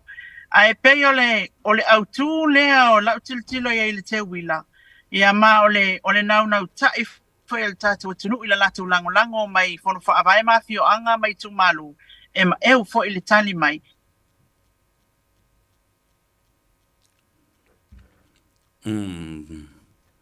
Se toi vaifo ia le ta ka TikTok nga la uli po la le mo fa pe ai yo te tono fa le tono voia fa so ta inga ma le fionga li ia ma li mai se i toi tama fa ia tu tama fa mai pe le la utala no atu le tulanga le o le tausanga ese le dei e pe ona sound no ia le fionga li mai ava o le sfulu ma le limba ia tama ta i tau va e atangia mai ai i le whaatawa i na tele tamaita i televou nei mo lātou mātua mano whanga o loo alala mano pia i ai. I atunu SS le ngata i Samoa o New Zealand nei, Australia, Hawaii ma Amerika e to telei o tātou tangata. Le tā ua o le whaalawi lo Samoa e taua lātu i le lale le tele o tātou tamaita. E ile pesa le nana o tusi e winga le lale le yu tumaita i Samoa. E se taimi o na tala ia lea. E whaatatau, po o whea lava te anga i ai, po o whea te alu i atunu o la langi wa, o le tangata whea luai. E tele tumaita. Ai, toi fo i mai i Samoa, mai nei New Zealand, te wawa ai. E ese le to o tele o le lale lei, e lale lei pea, tamaita i Samoa. O le tala sa o le na. Ai, o whaalongolongo to interviews anafi. Ma neia i o le whaingo fesili sa whaatino. A le la a whapea toi a pia mai ia lino mai ava. O na o fesili atu le whionga lino mai ava se i tau wha manino mai. Ia swafa o i la tau i o scrutineers po i la tau fo i o wha masino. Lea na whaia le wha vai lea o mata upu. Lea na tu inatu i tamaita i taito tasi e tali mai ai. Ia mawhaua i ai o lātou mawhauwhaunga mo lātou launga ma manatu. Oka le oa. I le tāua tele ma le matango fie i le whaalongo longo le tunu. Ia e maise fo i lātou i whaataua ina le ngana. Ma vai atu inisi o tamaitai. E ata mamai e ai o lātou whaailonga. Na whaau uina mai ai universite ma o ngā mawalunga. O le anganga fia le nāma le me i le tāua. Le wingo lau tala, was i tia le fola. The standard and the bar has raced beyond imagination and recognition as well. Lioe, o le ala le nai whaftai e tuai mo salo po le hono mea production i la tau o lo whaatauteia, se company o lo whaatauteia i le fo i vaenga o tau vanga ia sa ili ai se manaia. Sa ili ai foi ma se lale leo Samoa. E mane fo le na. Tu se mana ia. Ka ko wo mai. Ya, wo toi mo mai ta tu fine. Le no vinga lale toi mo mai. Ai o le ta wo le na. E fo se taimi fai ona tu atu i lunga le tatou porkalame. Nisi fo i te mai ta i sa fai ala tu whaatala noanga ma interview. Whaftai a mosa, ma lolo sei fua manuia, o lo mai mua mai i nai mereponi, o falangi liu fau vala. Ma lolo sei fua manuia, o tau umalawa o lo o ilunga le tātou apia fōlinga, wha mole. All I ask of you. Raina Brown, a woiwai lo tua whawhine a Raina, lo whaatalo wha mai whea. I so la ua masauni atu. O waatau alii, palole il soi fumanuia. O tau umai lunga le tātou apia fōlinga ma le tātou Facebook page, radio live, le nganga ifo Faiva, ma le atau o Savea, ia ma la auli Isaac Paunga, i maila sunga fua se yo o les farile, tango e tufa le tātou por kalame. E ese fo i le fola tātou te tala noa, ai ma wha malama tātou matau, lea lau wawai atu, lea lau o to e maua mai ia le tātou fine a maina. Ia, a whai wa wanoa ia maina, ia lilo mai awa. Lilo mai awa, te whatalo whatu. Ia, te whatalo whatu fōi. Mana ia le mele wo o ila usau noanga. E le ngata i le to tele o ilato, e la le leite mai tai. Ai, e atangia mai fōi i a lato usau noanga ma tautalanga. E a o wina. Ioi, mai ei nisi ei o lato whai longa mai a o onga maulunga mai universite. Lala le nao lo mita. The quality and the standard has been raised. Ia, lele whatu lau tala masalo o le leo le company na, po le ono mea production na, sa la tu whatu teia le mea lea. Ai pe ma whai na e sao noa mai. E se le lale le fo i o te mai tai whamasino ma scrutineers, ai le lopo o ai ngoa o i o la tu swafa, a o ani o la tu wanga a fo i ma ni tā leni wala i ona se e ane le fola le e whaamasino ma tu whasiri te mai ta ia. Ole memo mua sa vea e te whatala whatu le tātou tunu e me se fo i ola wa whionga e pe ona i le tātou po kalami le whiwhinei. Ole tūlanga tā ua i le tausanga le nei. Ua wa ai ia le au wa au whamasino ua mafuli lea i le tūpā o tamaitai. E pe ona tai fono ai ia le pe ona tai ulu ai o le whamasino ulu lea. Ia le fionga ia lilo mai ava Florence. Ia o le tūlanga foi le loia foi tangata ua lewa ona ia i lea foi matawhai oi e maise o le vaenga lava lea o le vaenga foi leo o tatu tangata wha mai moa mai Samoa. Ia o le isi whamasino o le former Miss South Pacific ma le Miss American Samoa. Ia o lea o lupe au mawai. Ia o lea o lo o iai fo i tatou lau whamasino. Le maa wal whamasino e totas. Ai o le whamasino lona tolu o leo titilo atu. O le sui o le media. Ia le fionga le presidente o le tatou au wa au le Joas. Ia le fionga ia talilangi Keresoma. O le tūlanga lava ia ianga wa au whamasino sa vea o le amawhai ona ma nto laulawina i le poa tae au. Le whamanino ma. Ai o le tūlanga tāua e pei ona se mai ai mai le au wa o tangata sa tele lava ina ave tangata maua lunga lava. Ia au fia i mali e to tele lava sa whapea ona au mai e tausanga mawa. Tausanga nei wa ngai mai ai le au wa au whamasino o tamaitai wa mafuli ai. A wale ai fo ese tūlanga whaile le tau tilo whapea se o kaka lea maualonga whailonga maualunga i lea, malea. Ai wa tilo la i tūlanga lewa na nafi na o whatoa o no folele eba mata tu interviews. Nia o ina lea na peye e anga i mai e whamasino e tasi ten tau wā e tofu lawal whamasino malan whesiri se vanga na aile o tai ulu i le laulau.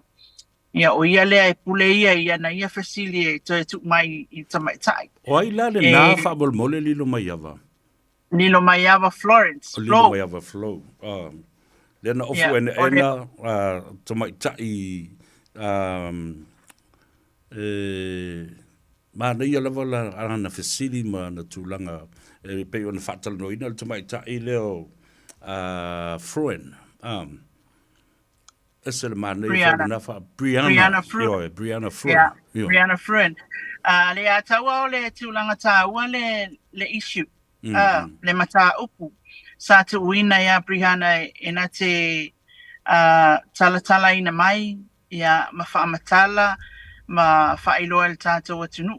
Ia o le whawhitau li tonua lea na sauno e Brianna. Ia o lo tupu i Samoa.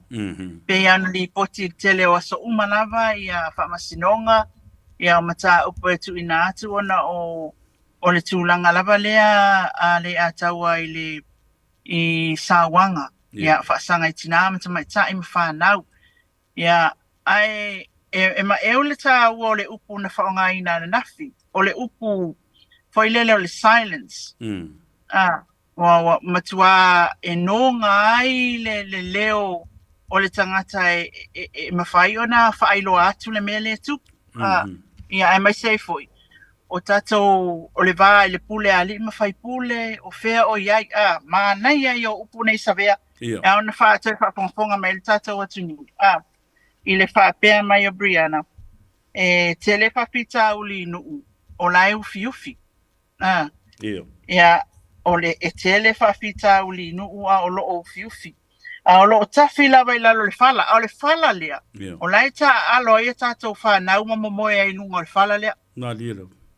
Ioi, o upu ia na o tusi mai. Whai mai lo leo isia na upu. It takes a village to raise a child.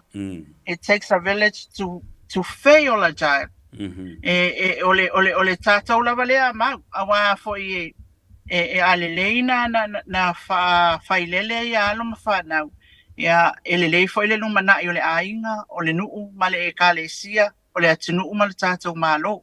Ia a whailai ole opposite, ole ala, ia le ala na saunoa, ia Brianna nafi. Whai mai fo ia le upu matangofia le whapea, ole a whai e te alofa moni ai le Samoa matarasi.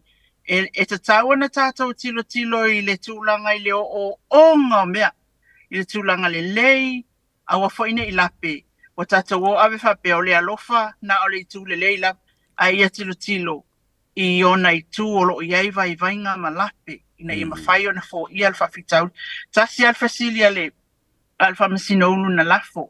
O le alarka ko me whai. O le ale me whai le teimi nei. Savea. Masalo a tala mai ia por kalami al tato radio Samoa le Zoom le nei. O le issue lava lea e tele ina matala no ai maseu man. I le tūlanga whaile I le pule ali me whai pule lea e whaonga I le upu whaile e le angalo le tato matai system. Ia wale anga whaile tato nuu mafio anga.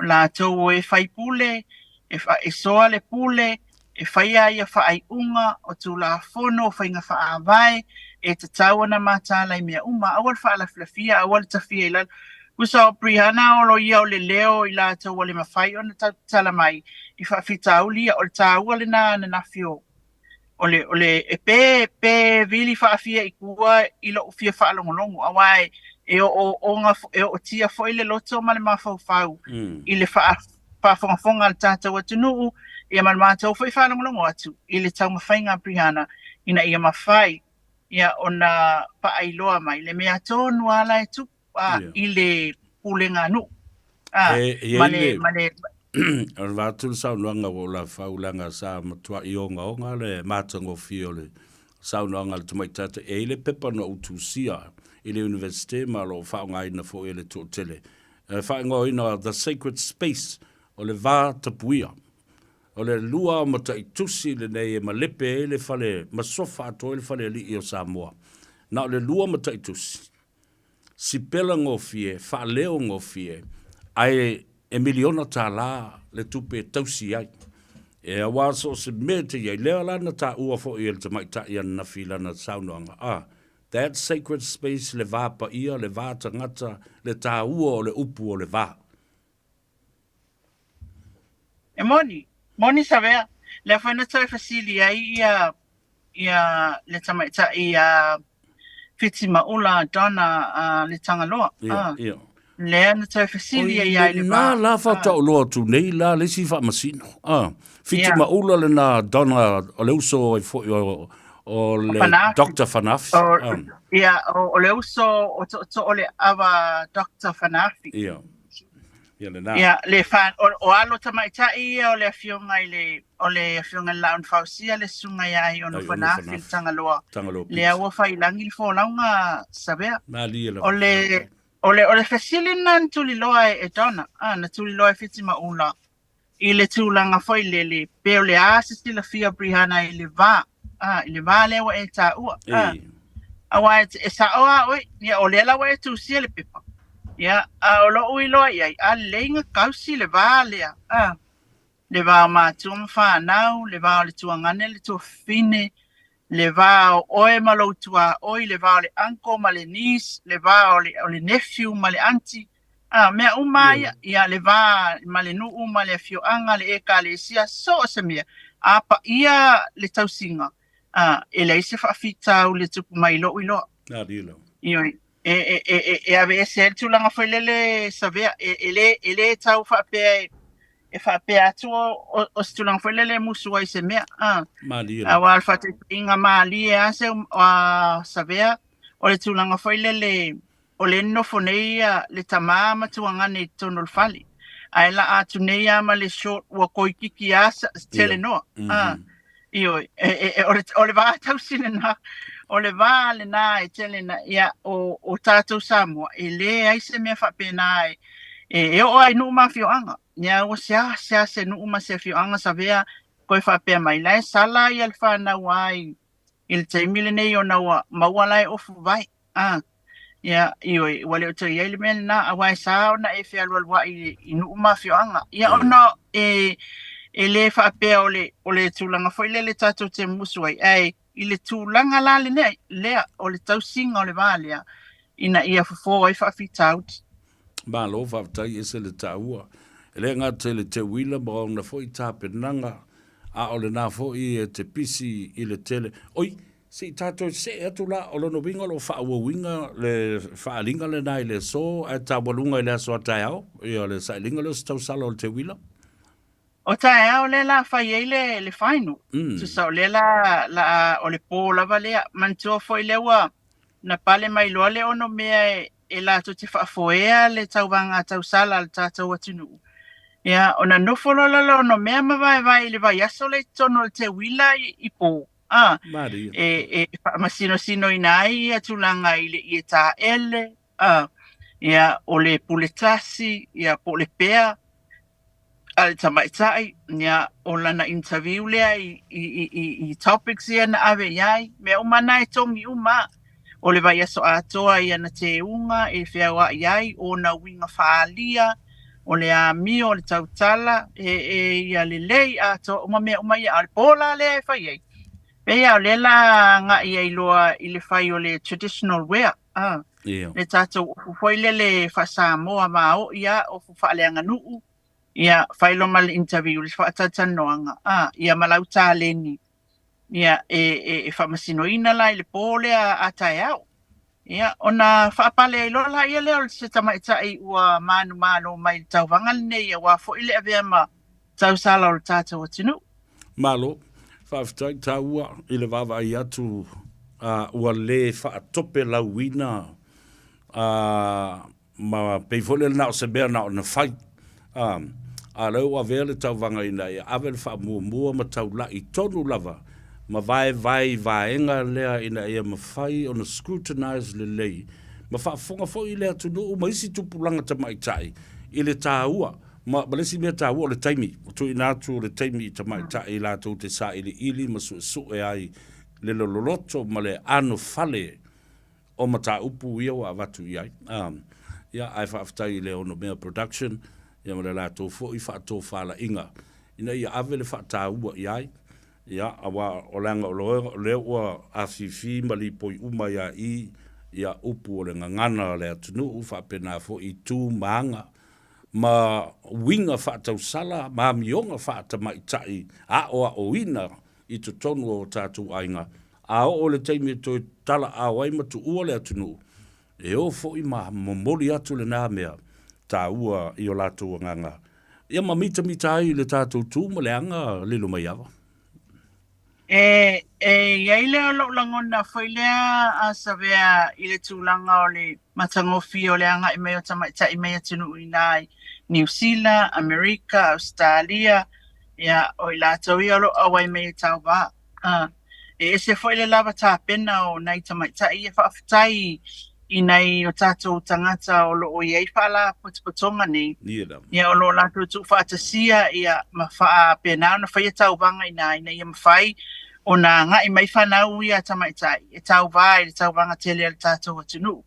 I le tūlanga matangofi e savea. o i e whatitilo e le telo le tātou atunu whapea ia.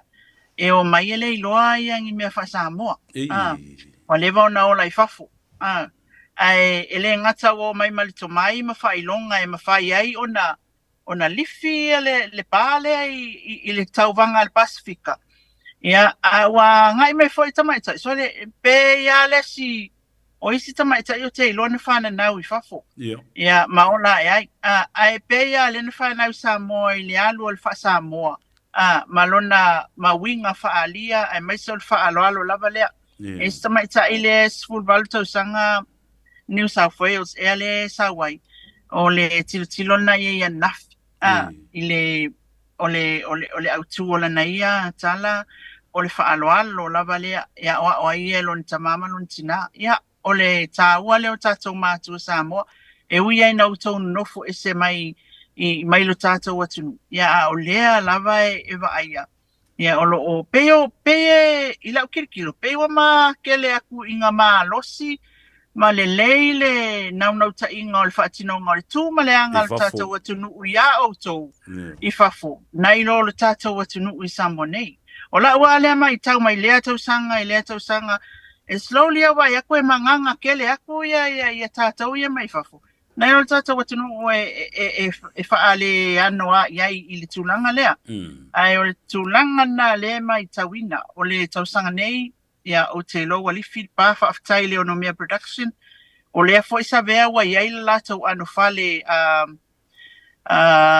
e wha whai le ai tā leni a tamaita ia au mai tonu ia o le pe ona whawhiawhia ia o lo iai fo I la ia mentors e mawhai o nao iai e wha matala wa o le stangata sa mātou o suyo o le au whasalau ia o la Io I le tūlanga foi le ale me le ale tā o le tamaita I Samoa o ao na ngava ia o la uia kala whakwai a whai e tele leilo ai ngai ke kua ku foi le stage ma kua e koa o le toa le lei le upue e tau anta wai le pole whai e tau wanga ia e o foi la inisio o tamaita I ua maua le tomai e mai se ua mātutu o fo ili soifua ia ua avea mamatai ia o I la tauna le o e whaamatalatala ma whai le whaasoa lea I alo matama whanau teini ala tātou atunu lea wai titonu o le whaalabutonga le anu whale ina ia whai ane le tātou tauwanga ai wai loa palu le ava wai loa whai le la unga la lea wai loa fola ia toa nai, wai loa fola ava, wai loa fola le sua, wai loa tai le sua, ia ole o tūlanga umana, ole e whai le whalaputonga lea, ina ia mawhai o na whai lele a tātou walo ma tēne whanau o le tātou atunu. Malo, tā ua tele, ia wai sao no fo, ma tā ua ia le tō tele o mātou, ma whanau o lo ola ia tunu I whafo. Whaftai lava uia fo I le tunu nei New Zealand. O lea o lo wha malo si ai por kalame lea o lea o wino le ngana. Ia, le Samoan Language Week I lea vai aso. Ia wha pena fo I le ngana tonga I lesi vai aso. E wha tāua umalava. Ia mai o lo o iai ia whai a onga le lei I le ngana Samoa. Ia ma ele ngata I le ngana tautalapea I aso uma. Ia wha pena fo I le ngana wha aloalo wha matai. Ia o lo o le to tele sa matai le tele o tausanga o nisi fo I wai si le le Faiva le o fai le table nei o aso malolo uma o tumu Samoa I pia o I tua o fai sa fai tai fia se lau matai ia le fala o mai nei ia o lo iai na I mātua ia I le ngana ia ma fisoso dia tu fo I na I matai fo wa o le mea tāua le na e tusa leile le mata upule nei o le tufo le tātou ngana.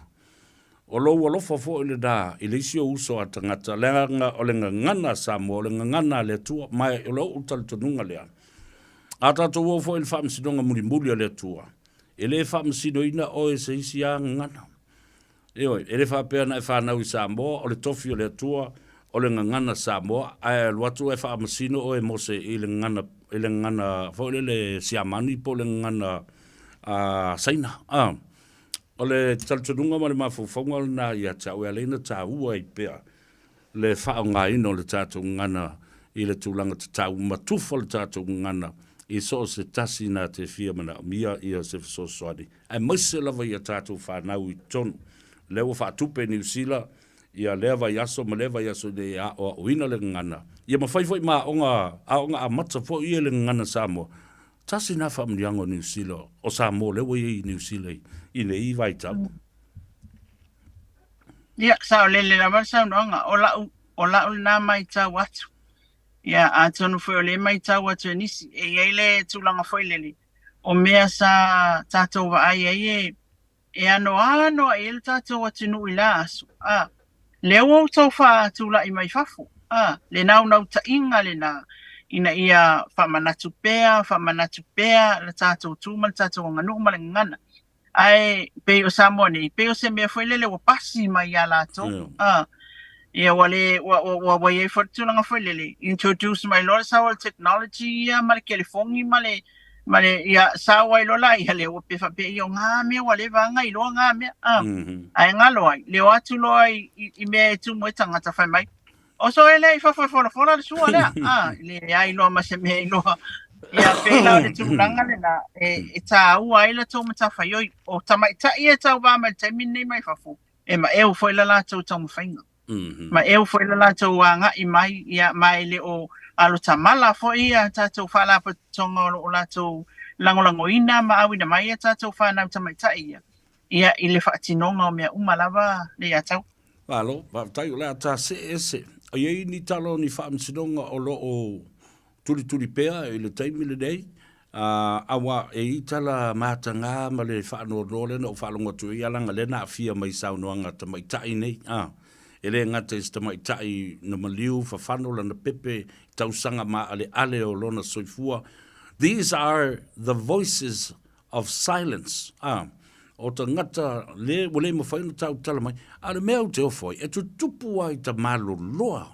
Nisi o lato wa fafine moni, nisi o whanau o fafine ista maloloa, a le wato e watu toi no fo I, o le mata ngai o mea nei au bua.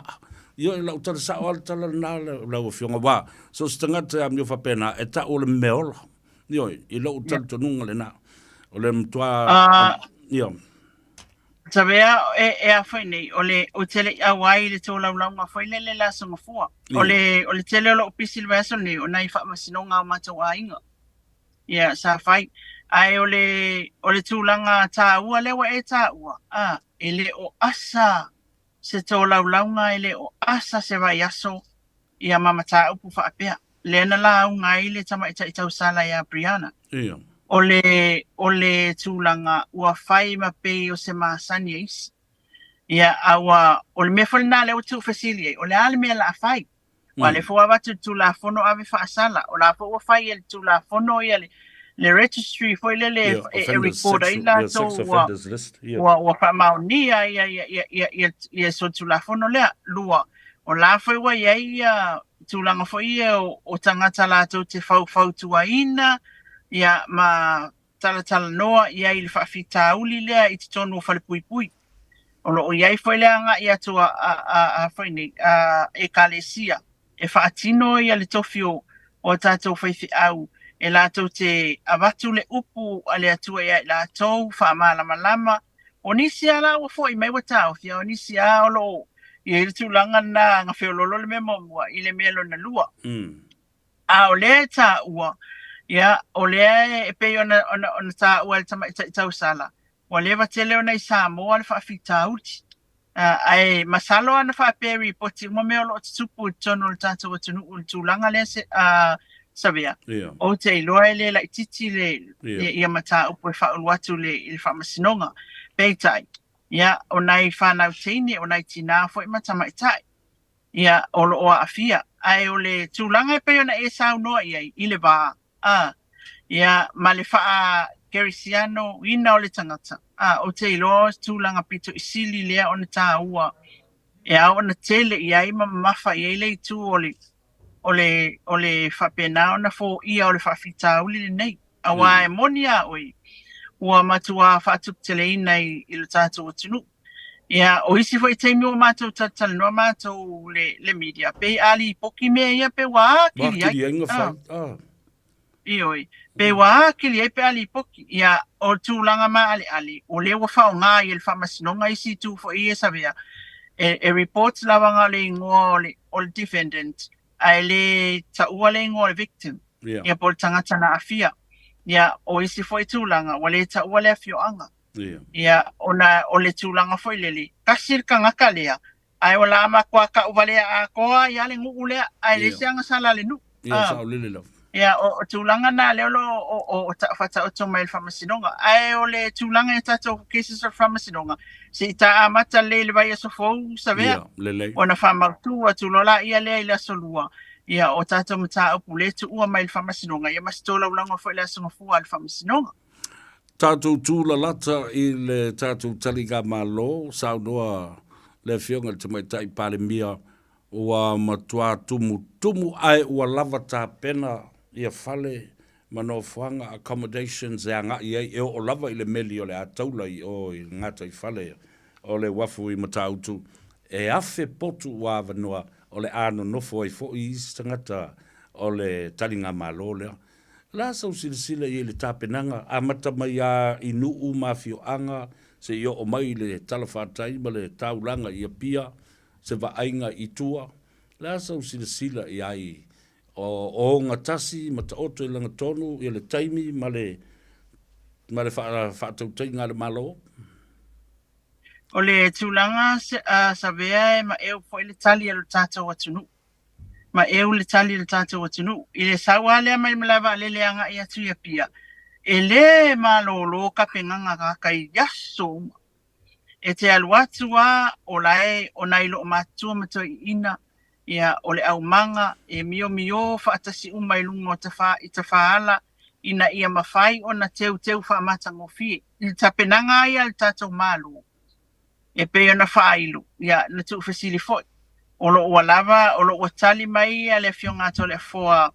Ia, le o lo le Samoa Tourism Authority i le tūlanga o accommodations. Ia, o la lava le leia tatou wana oversitting ia.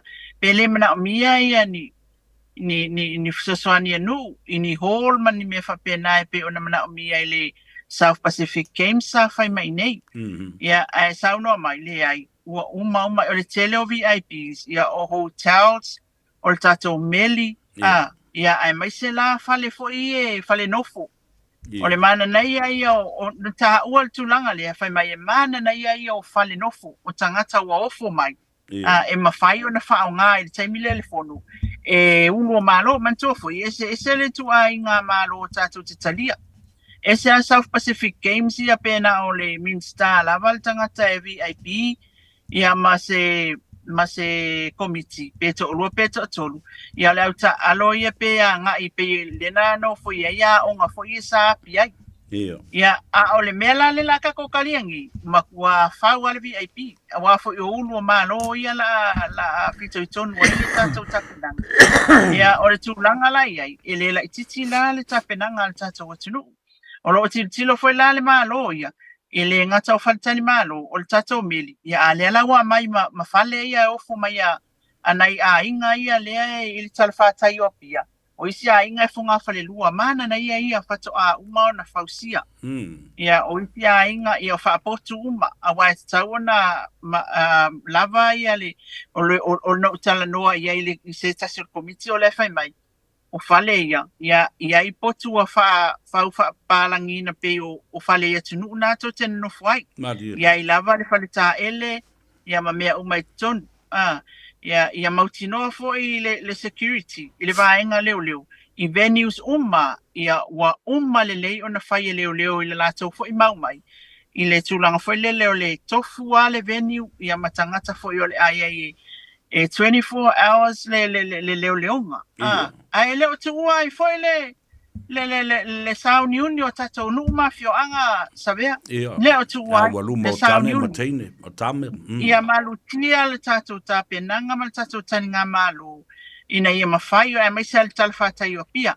Awane ia se tūlanga foi le o se malo fa pe walu a kale pe poku malo ai mai a wana is tulanga fa pena o tam fingal na le o tam fai ai o tai o la songa fuala le o va ai tu ai le fa salunga le ale tato so upo le malo ia male media foi el tato malo ne watu ina mai ele la to vala aulia le a fono ai sub committees ia po committee foi ia lo mai o committee tele ina ia mafai ona failo mai ia venue me uma matape nanga le wa yai o lo no winga la fono ai la ia e maua ai le atoanga i tapo kala mele solua ia wa kamala ia e nga fa kongu mer komiki kele nga le la kwa siasi our subcommittee o la tau ia le fito tonu no fuanga ia ma le fa tau tai nga o tape nanga nei le moli mawati tape nanga nu Sabea sosoan tele yo tasil miliona polo kesti el tato malo tapenanga. Ma diela.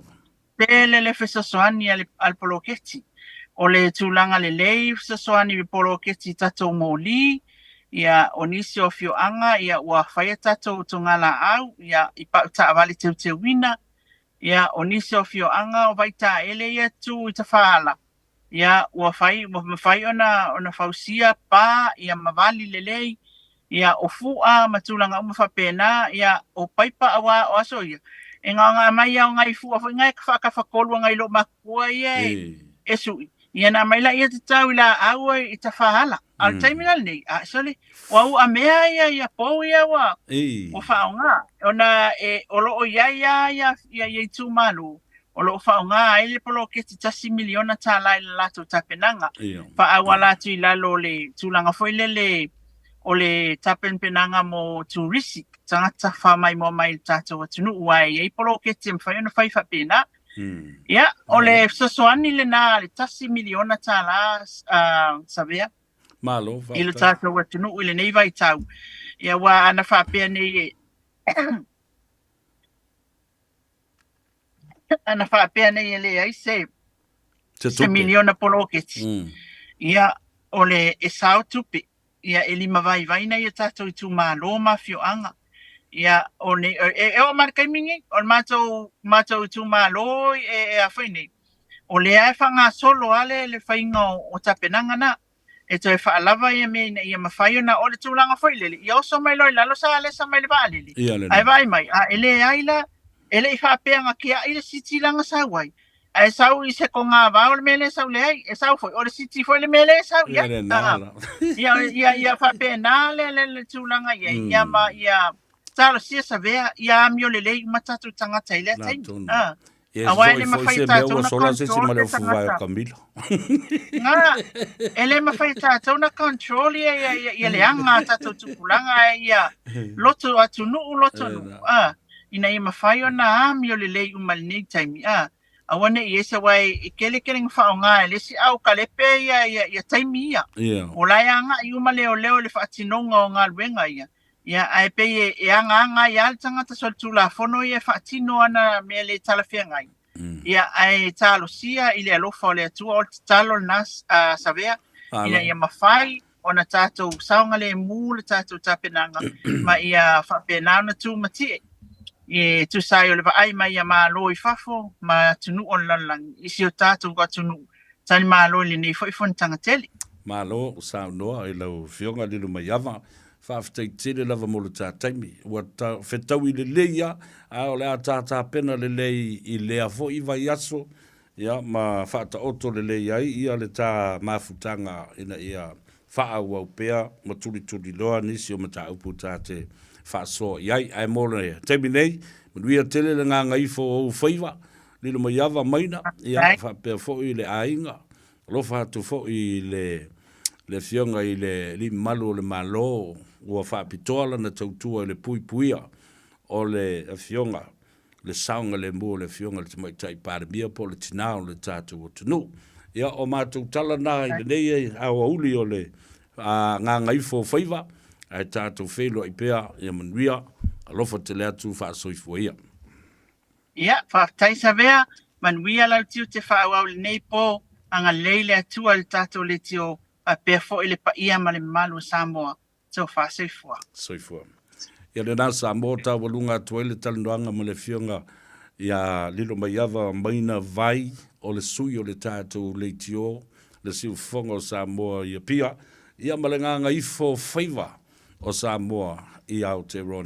Si mele whaafonga tātou o i le malolonga ia ai whaafonga i talafou i vai whanua i le ngangana Peretania. Malo soifua o le siufonga Samoa, Radio Samoa, tasilima i vatolu a mo, se kia Radio Samoa. Beta Drive Doctors i le taulanga whaatau i maangele, whaapea manrua, mo le vaenga o so ngase pe amana o mia, e whaatino e fo i matupui pui o le whanau witi, o tupui pui la COVID is fluiva, mo i lātou is fuluan tausanga malunga atu, whaapea matupui pui o le flu, wala au telefoni, 255-25 mo so wanoe whaatino ai nei au nanga, o fisa fo i maangele i taftafane o le McDonald, a manrewa i taftafane o le whaletusi po le Public Library. Beta Drive Doctors Clinics. Mo tupe whapapoli Samoa, mana tualoa le Pacific Easy. Olo whawau pere tātu whapitoa na o le 5 tala tutongi mo tupe whapamoli pe ae whaunga le Pacific Easy mobile app. Olo avano fo i direct transfer te posi sa o ailo tupe le tātu account ma whaatino la foino tupe whapamoli lungo le telefoni ai inga whapitoa. I oe whaasaone loro teimi mau tupe o taunga tale pensini ai whaunga le tātu Pacific Easy app po le direct transfer mo tupe whapamoli. Olo avano fo i o tātu ofisa i o Tara o Tāhu Huma Mangele po tātou la silia ma le fitu se furu o whaasopoli ai New Zealand. Mo disa whamtalanga wala au le o Barcelau o tasi ono po numero masani au kilani o le lua fitu ono fitu iwa fitu wha po le lua fitu ono fitu iwa baru wha Pacific Easy o la ba anga mo tupe wha mo boli Samoa. O a fianga o ta'alonga whaitupe e wha le tonu ai mafutanga maainga o whanau ngā ruenga. A fia ai le whaasoa tautupe ma le tele ai o le popole ma le mautonu. Aua e te matamuri e whasiri mo se whasosoani. O le au whai ngā ruenga le mapu maia. Ua iai to mai whaapitoa e whasosoani mo oe. E le ai se tongi mai le whailo ina nisi whaatale noanga. E ta lia so se tangata e fia maua se whasosoani mo se whaatale noanga i a fianga o ta'alonga whaitupe. Le mapu maia. Telefoni o Valusalau, lua tasi, lua. O Valusalau, lua tasi, lua. Mai le valu i le tai au se io o i le 5. Radio Samoa. Taslima i vatolu amo. Ua mawhai o na aura tula polo kalame le leimo o ia so taitasi o na o le langolango malo si le whale maliu a se alo le atunuu o ese tātupu Funeral Directors i Manukau City. Polo kalame leimo o e tālo whalava. O masani tātou whalongo ia o nga nei mai le tuspa ia. A po mailo ala whau tamatau. Ia e li liu i ai le isi ala whau. A whai atu e te alu i le maila e tasi. Ai whaapopo ia e oe le isi maila. Ia whaia me le lei tangata o ita mai. O le whaatino ino nei tū manga e le whaingo fia o na whai. Ai peitai. Wā o mai le tuspa ia. E lua ni vaenga tā ua. E le lei ai o na tātou tomu whai. E whaao ao. Ma muli polo inga nei a le tua. Mumua. E ma whai ai o na tātou wha mutaina. Le ola feita ngai. Lona lua. Tātou te whaali tino ai. Le moni o le mole mau. O lea lofa, e manu malo ai i mea uma. Ai se ae whaingata ai tangata, o na wha mangalo matau i atu le lei. I le leanga, e pei o na o mai ai le tusipa ia. O ai lea nā te ngaui e se ino o tātua nganga wha mangalo, ma le wha maulalo, ua lema whai ai o na tātua wha tino apapua i ngā lea tua. Ai se a ua tātua tau wivi ai pe te tau, o na whai le whina ngalo lea tua, pele ai. Ua foi, o lea lofa tūnoa, e tū i le tū angai, mai o tātou nā tura whaala tangata. E le ngata i lea, e iai langona, e ono avea i tātou ma tangata mata e tae. E moni e whaingatā, ai o i tonu lava e ilo ai le tangata whaatutua moni i le tua. Au maia i o se whai whai ma whaatata inga mo tātou, na ino sia, loto leanga ina, whaatawina, tu lafua ina e ona uso. Ai ina ua toi whetā ia i mona uso. Sa ia te ia le pule e tau ia tuai o na uso e tusa ma lo la tuanga leanga ia Iosefa. Whaafonga i lana tali mai. O na whai atu lea o Iosefa i o na uso. Soso mai, whaalalata mai. O au nei o Iosefa, lo o tō uso le na tō whaatawina i ai ko pito. Ai aua tū te whaanoa noa, mai whita i ate o tō. Ina ua o tō whaataua au ili mea nei. O le atua na ia au mai au i nei, e saunia mo le ola le lei. O upa Iosefa na atili ai, o na whewhewhe o na uso. O le hata tonu leo le alofa tu no le tua, o tangata ua tatau ma whetau i le i ai le whaasala. Ona o le whaia o anga sala, i le loto leanga, loto mataua, ma le fau leanga. Ae na tau wia, i le alofa ma leanga lei. Ma whawhanga ma fōa i atu i ai, me uma na fia maua ina e olai. O le whina ngalo leo le tua mo i tātou uma, wa ta ua o le whanaua le tua. E le ngata ina tātou pepese, ma tau tala ai leo lofa tu noa le tua. Ai a tātou sawa vali maolai i aso uma lava. O le ola whatu o tua mwhai ai, o na whai ale whina ngalo le tua. E tūsa lava pe te i ai le nātura whaalatangata. Tali e Yesu e pu leo lo loto, o na whaingo fia i leo o na e ola i leo lofa tu noa le tua. Mana tua, e le lei mo oe. O le ese tatu pu funeral directors o se fale maliu Samoa o le tali foi lea o taimi whengata o na o le malanga al maliu maleoti e mawhai foi o na latu awina mai tino maliu o e pene mai so o se atu nuo lalolangi mala auno le ese tatu pu funeral directors i le lua ono lua tolu fitu o pea fiu ane ele se fulu malebalu Norman Spencer Drive in Manuka City. Talofa Samoa wa ule nei o kasputi alu awal suia ngila wa le kio eva mai ina se fulu lima iva kolu amo Radio Samoa bevela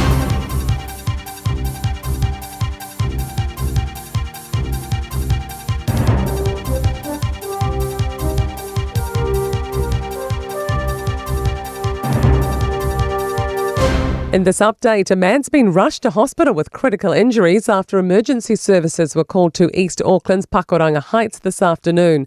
Police say he turned up outside a home on Jade Avenue with injuries shortly before 4 p.m. They're working to establish the circumstances of what happened. St John says they took one person to Middlemore Hospital with critical injuries. Police are seeking more than a dozen people possibly linked to last night's fatal shooting in Auckland's Grey Lynn. One person was shot dead after a violent altercation between two groups on Tuarangi Road before 7. Two men with gunshot injuries presented at Auckland Hospital last night, and a third injured man was taken to hospital after speaking with police. It's too early to know if they'll be charged. Detective Inspector Glenn Baldwin says there are a lot of moving parts, and it's still unclear what went down and the full number of people involved. It's a fairly chaotic series of events. When police arrive, people have fled the area. The CCTV that we hope to get from the community, traffic cameras and the like, will hopefully help us to understand that. A dermatologist shortage in Northland is leaving patients in the dark. Residents with skin health issues are waiting an average of 8 months for a specialist appointment. Health New Zealand says 2 professionals are travelling to Whangarei and Warkworth to host clinics to fill the gaps. Eczema Association New Zealand spokesperson Vanessa Jenkins says not getting help early enough can also have a big mental health impact. Without the correct diagnoses and post-care, it's very difficult for people to be able to fully know what's going on for them. Hopes the Kingitanga's work towards unity will continue as a new generation takes the wheel. Kingi Tuheitia's 27-year-old daughter, Ngawai Honu Etepo, has been anointed the new Māori Queen. Shay Wilson, who shared Te Marua, the council who conferred to decide on the king's successor, says she still needs time to get used to the role and mourn her father. And that's news. To sport, a New York-born Jessica Pegula has staged a classic comeback to reach the US Tennis Open women's final. Down a set and a break, Pegula rallied to beat Czech Karolina Mukova 1-6, 6-4, 6-2. Yeah, that was quite the match. Obviously happy to be here saying that I turned it around, but obviously it was looking a little rough there for a while, but somehow I found a way and was actually able to play some really good tennis. Pegula will play Belarusian Arina Sabalenka in the final. And the All Whites admit they're the underdogs in their upcoming twin North American fixtures, but the away games against Mexico and the United States are just what they're looking for. Young New Zealand midfield Matthew Garbutt says the ultimate goal is the 2026 Football World Cup and the US, Canada and Mexico. And that's sport. I'm Wendy Petrie.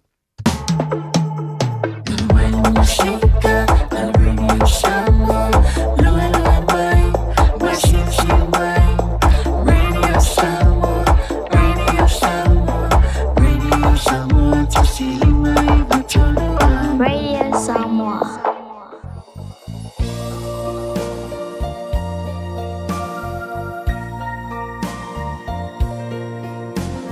Whoa, my lady Sa o whaatali ai Wala ngona lo fia fia Awa wata whaatasia Watu ulo ulo to atoa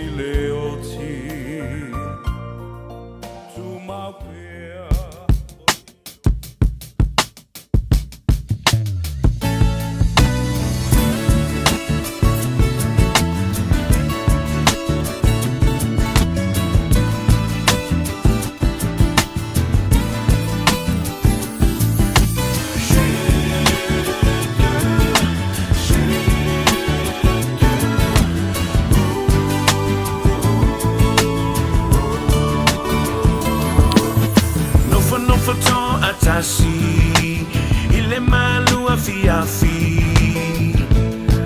Hangi mali mele matangi Fa solo lo uma fofau A osifu mala au Fa amali eina Lo utu ina nau Mo nga wale mauti noa A oai e sana ingoa Tenge se ifa alimai Walalele o ileva ai Via toi te patasi atu ya oe Me ete talimai I oe Tenge se ifa talimai Walalele o ileva ai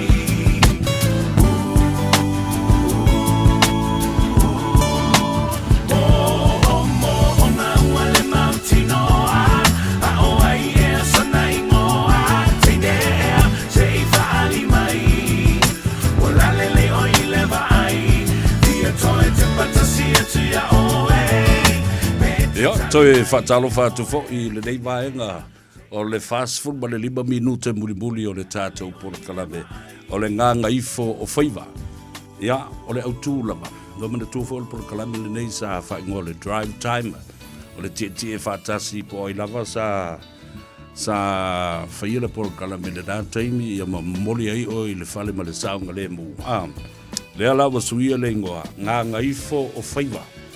Ina ua mai ia ngā ruenga tiute ma Faiva lo Filima sa ngā pāti ai le atunu I le nei aso atoa ia whaaftai mo vi ia le tua ua maea taualunga ia ma ua sisi ofe fo I tautai ma ua seu I whanua le wha tapaso ali inga I outou Faiva sa outou whaasou ai ia ma ngā lulue ai ma ngā pātia I le so ia a lole ngā lulue ma lole tau hatai o le ua 20 minuta ua te ai ia le tu la ono ai ai nei whaasisilanga na ona whaamanatu ia te oe le fono tātou mafutanga te whaatuatua I le tua Samoa ua tasi the Fast Supporters Group o le tau le tu la te toi vava ia tu le tātou o le wasui ma le tātou fono I le astonai o le tau le tu la wha I le uli ia lea o le astonai la lea o le aso atai au o le tau le tolu I le awa uli tolu I le awa uli ua tātou wheiloa I le mauta o Samoa ai le o le oats le sa tu iai ia ma le aso sa I le mauta o Samoa no le aso sa leo le a whai ai ia le tātou memorial service mo I la ua whai langi le wholaunga ia ma le tuli ngā sia ona ua whano ai ia le soifua I le whaalawe lave lea na ma liwei nai tama I o le RSE scheme mai Samoa le memorial service wala uli ai a inga wome masani whapena foi ia Paolo Mangafa le aunga ta valo to ala kele mete I le maota o Samoa I le tā o le tolu ina o mai a sauninga ia matau mafutanga foi matali ngā sua to anai o le uli o le sa ia le na o le whasisilanga tā ua le dei mai le company o le Seal Plumbing and Gas wo so o se mana onga tau palama po o le kesi wala au le Seal Plumbing and Gas la tau te whapipi ina ia mawha le leia hatili ia paipo le fale tā ua le tā ua po le fale le tā ua o le boilers o ngā umu kesi o le paipa pe aliki ia maisi talia fo ia tātou wins quotes wala au loa ia le whionga I le ngaftasi fui maono ma yu upulusi ia po le uso ia Steve o le Seal Plumbing and Gas I le o lua tasi fitu iva tasi lua o lua tasi fitu iva tasi lua tau ia ina e whaafonga le whaasisilanga le nei I lunga le Radio Samoa I le whaasilaunga a whai te tau atua le whaasilaunga le nei na e whaafonga I lunga le Radio Samoa to esels full posene mai le tau le I tū la mua o lau ngā ruenga tua le numero le nā o lua tasi fitu iva tasi lua ona o mai leo la utala noa I le mā whilo inga I le aso na nafi ma le afionga po le sunga le papali I tele titi ua toa mali e toa se tasi lea o alo whaasino I le tapa au whaasina le sunga I le mali e toa tanu mawhili le lua o iai le taimi nei I Brisbane I Australia whaatalo whatu I lau sunga le pali tele titi ua toa na whai mai le tala le toi ina ia tea severe e le taimi o le ātātala noa whaafsanga I ai malau lua fsile wha I lunga o lau pola kalame a le o le Gagaifo Faiva o le ātātala noa ma whaasoa I le pola kalame sili no o fia I ai e le toi whaalawe mai ai se tangata ia tea u I Samoa pe alu atu lau tāno awa whatu tālo whai o mai o mea nei e lua o te manao ina ia wha manatu ia te oe ia ta watu I le whainga malo o lo o iei nei ma ia e whautu atu ai I le fionga te mai ta I pale mea ma le sunga lauli ar mari toa ma I latou uma o le tātou a inga whatua tua I le atua Samoa o tasi whatu sei sauno ia pau le sunga pari whai mai nisi nei o mea tā ua o te manao ina ia wha manatu pea ia aua lava ne I toe tō fia e se pāti whauwhai se ao o se malo aua lava ne I toe tō fia e se pati whaupwhai, se ao o le malo. Po o se ao, po o se sui ao, po o le sui o le fono o sui tofia. Nau whātu hei aisea. Whamai leanga e le tutusa ma le whaavae na whai. E le tutusa ma le whaavae na whai. Ia fili e tangata. O mea umana, o mea fau na sui e tui le epa ma le HIPP ina ua umi le taimi o lātou se ei i le tofi. Ia aua lava. Ia whaafonga le Samoa. Lala na o whaita tala atu ai. I mata upu sa o tusia. A o mawha soa. Ma le alori. Le sunga le pari tele. Titi ua toa. Mali e toa. Tanu mawhili. Ia aua lava ne i toi toa fia. Ese pati whaupwhai. Le ao le malo. Po o le sui ao. O whatu leo la le me te mana oi whai. Tātou fo i le whaavai. Ia tō fia e tangata. Ia tō fia e tangata. Le ao le malo. Male sui ao le malo. Le atou sa vea ia ta watu ma wha manatu le tātou malo. Ma le tātou whainga malo o tūlai mai nei. Ina ia toi wha fo i whanua o tangata. Wha fo i whanua o tangata. Ua le o toi wha o ngā ina o lātou ele malo. Inisi ati nae. Pe a whai ua le o toi wha ola mai le este tausi. Sa whai ei wha ato anga. Māti nae le malo le telo tausanga. Ua usange whanua. Ua umona wha o ngā whanua ma ua tutua i pēr whanua. Ia mana tua lai le teimili nei lau ave whanua i lalo sa la si. Samoa Land Corporation, wale o to iai le Samoa Land Corporation. Neo o iai le vaenga fau lea. O ele o le malo. E au fi ai ma le company fau. O ia pa o le matanga aluenga fau lea o whaatu lai mai. O fuanga whanua o ele ale malo ma ele ale atunu. Yo. Fafo. Tele ia nuu mafio anga. Sa fai ia tina ele estate tausi le tele o tausanga o mawai. Lea ole o toi wha au ngā ina nei. A lao lo o tutu o i pēr. Ma o lo o pēr ele malo. I le vai teimi le nei. Ai o se mea le lei tele. O se mea le lei tele ma le tala whea ngai. Le toi wha fo i o whanua ia. O le atu nuu mawhio anga mai tū malo. Sa whaia ia atina ele estate tausi. A o vaaya ele malo le estate tausi. O na sawa i le i tua Malesi mana onga o le toi ina.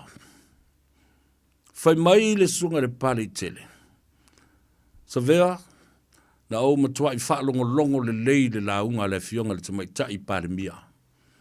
Na te matua i lango ina le nā launga na whaia i tono le mauta. Ia vele le vao ma sei ma le aa. Sei ma le aa. Sei ma le tafue. No, fasili le toina. Ai sea lava wa e nau wai le mele. Whamai leanga o le aa ma le la au lea uola ma so solo ma leanga ai tono le palemene. Sei. Sei ese. O winga. Pa a ia ma whainga le manuia. Lea na manu e tifa tō ai le sāfo lau o Samoa. Io, ele nā e tā ua i tele. O tau nuu i Samoa, i le amatanga o le tausanga le nei, wale ua lua malanga i Samoa. Ai mawhi tau e marasunga e pali, o sāva vali mai mavui. Whai mai, vui whaatari atu. Peia o le atau sa vele o vai atu iai. Sa vali mai loa. Eu mai lo utau, awa o tilo atu i lalo whapea, toi ina wai pupu le toi ina. Fusi mai loa ma le toi ina. Whatu talo whai le pari tele whaftai le atua o lo maua pēr lo soifua. Ia e tango i langatanga. E tau sei mai le tupe Amerika, le tupe Australia. O maulana mea lofa i a teo. Talo whai. Ya, a whaafonga mai le sunga le pali tele titi ua toa mali ato. Lea ua wha leo ina lau whanonga. Wha leo ina lea tō whai lau fionga. Se ima lea. Wha whea lana se ima lea. Toi wha tūlanga le lei mai tūla whono sa le lei ona tapena. Sa le lei ona tūsia. Sa le sao le awala na pasi ai. Sa le sao le awala na tui nā tuai e whaima i ai le tō whā le atunu. Le wanga ngana mai tō ina mātutua. Nga ngana mai ta mā mātutua o le au whai tō whā sa i ai le taimi o le tusinga o le whaavai o Samoa. Talo whai nai nei ta mā mātutua.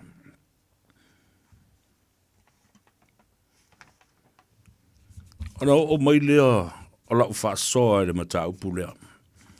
Lea na afia nei i le launga le teine leo Brianna Fruin. Tele mea ua salu i lalo o le fala.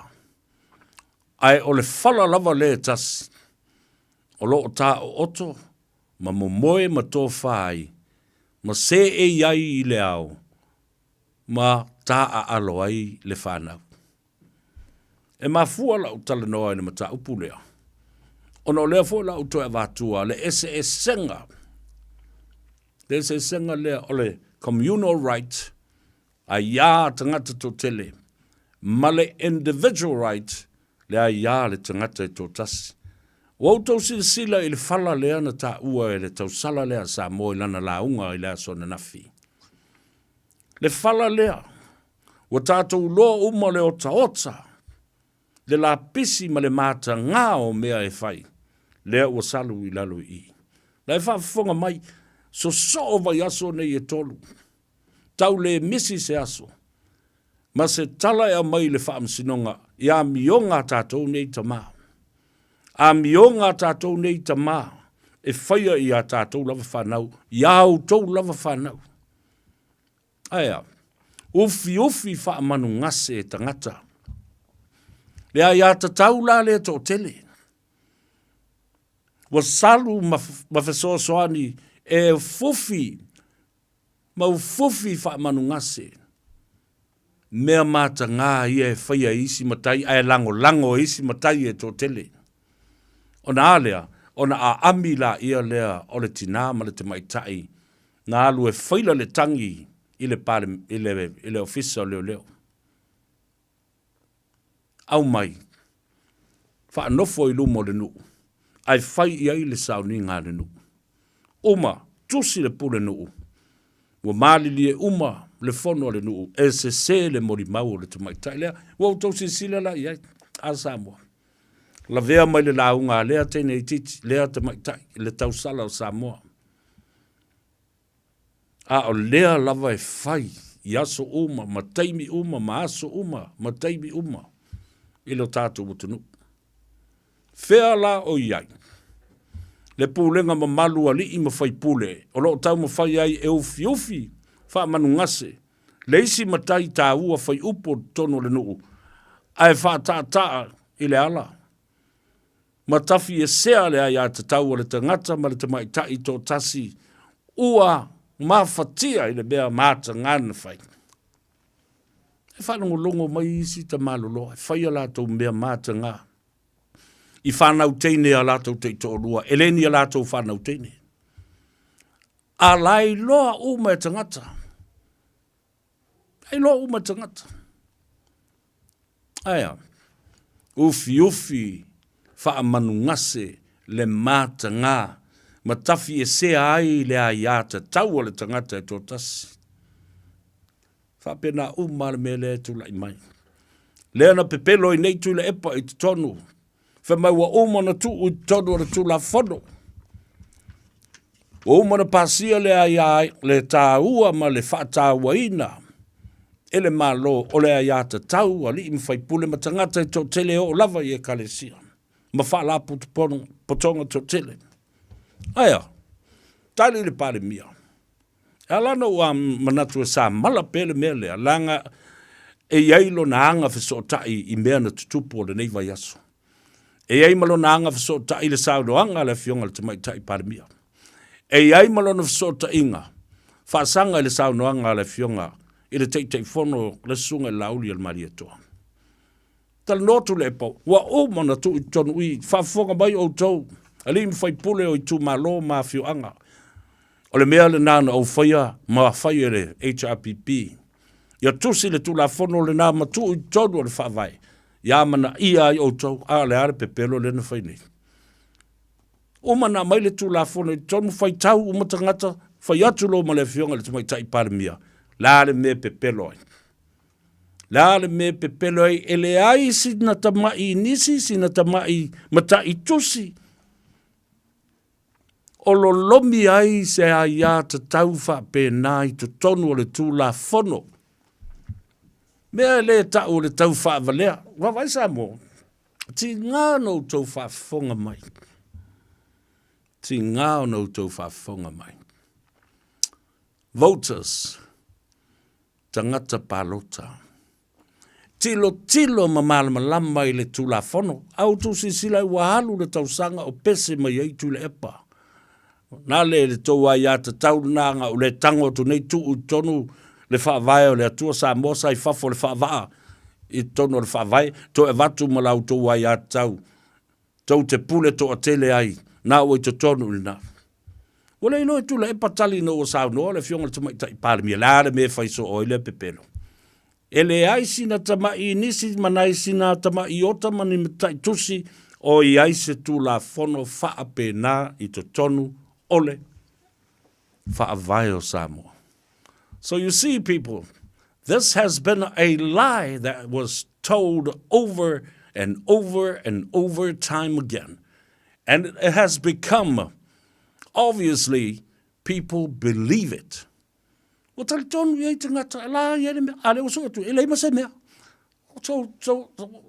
this was intentionally said and done.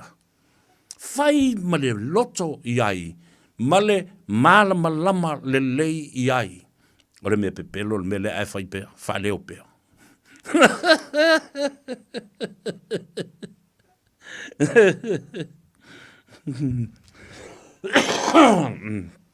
Lela no te whatu nei. Ele fionga, pole sunga le pali tele titi ua toa. O anisi a wala fai ei, wha mai le tala le toina. Toe li leu le tu la fono. Reverse of the act. Dea lau a mata na toi teu mai nei. Lua se fulu. Ina ia mawhai o na wha wau le wha msinonga. Le nā, pese atu ai pea, wai loa umai tangata. Au tau se sila e mata upu nei. Nisi nei o vaenga, o le a mawhai o na toe tilo I ei tangata o lai muli pongi sā. Muli pongi sā pea, I ta inga tau whaavalea. Wa, tasi nei vaenga a lai o na whaia ina malo. E le fi nau I le issue ma le policy. Ai fi nau I le whaaleanga ina, ma le tau leanga ina, ma le sofa ina, o so se mea o lo whaia e seisi malo. Ai mai se lava. I le teimi le nei, le fo tātou tū la lata I le whainga pāno. Tele o toi mamao, lua felus fu maleono. It's a tau. There should be a plan for short-term economy success. Lea tātou te vai o lo whaia nei. O lo wha wau nei. Ele malo o lo tū le foi. Wha tua I le tua sa mogo tasi. Lua. There should be a plan for a long-term economy success. Mumua e te tau o na iai ni whainga whawai. Mani fuafuanga alu mamau. Mole manuia I se teimi lata mai pu'u. Mō tangata uma. Lea tau te wawa ai o lo whaatino pia nai polo keti le nei. Short term. Plans for long-term economy success ale o tau sinsila iei. Ua whaata oto pia le wha au pia o le nā miliona tā la I tausanga uma o le paia inga ma le nofo inga. In the long-term plan for the economy to be success or successful, le la o tau sila I ai o le afua mai. Le ale tala le si tu vai lei o. Se tufa le tupe. Tufa le tupe. O tala nā na whai e la uri. Mātou te o mai o le atufa atu le miliona tala. Tu inatu ina ia mawhai ai o na outou. Fili o tau nuu mai tu malo. O ati na e tau te mana na o whai. O upulana, literally meaning word by word, word for word. Lena I loa ila ele, le matua I vai tele o mafau whaunga o tangata nei. Ilo nātou polokiki ele lea, wha ngā le upu I le upu, mātou te o mai tufa atu le tupe. Ai la vea lo ina o drop mai le bomb.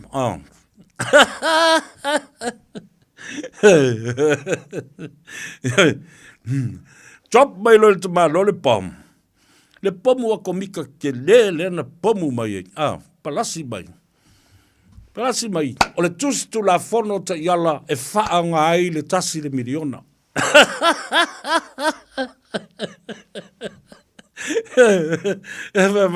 Vai kala lai kufa mai. Wei, ka fai mai ngai kufa mai e pule ma ko pulat me fa mai ale wa kusi mai kula fogo. Mea na tu te loa ai. Le vai tele o au tau porokiki. I porokiki ala ulti. Ma le lafo I vaenga wa tai mai le malo. Ia ingi vale o le akufa, kungi kupe kou kio e whai kousu o kupe. And who's going to be accountable for that money was given? That $1 million. Ia wantila. Ia la ia kou vale. Ia le na. O ko wola ira ko keke e mai. A waku kupe e whao ngā e whai e ia tau whono whawai. O ai le kupe. O kufa soro le kupe.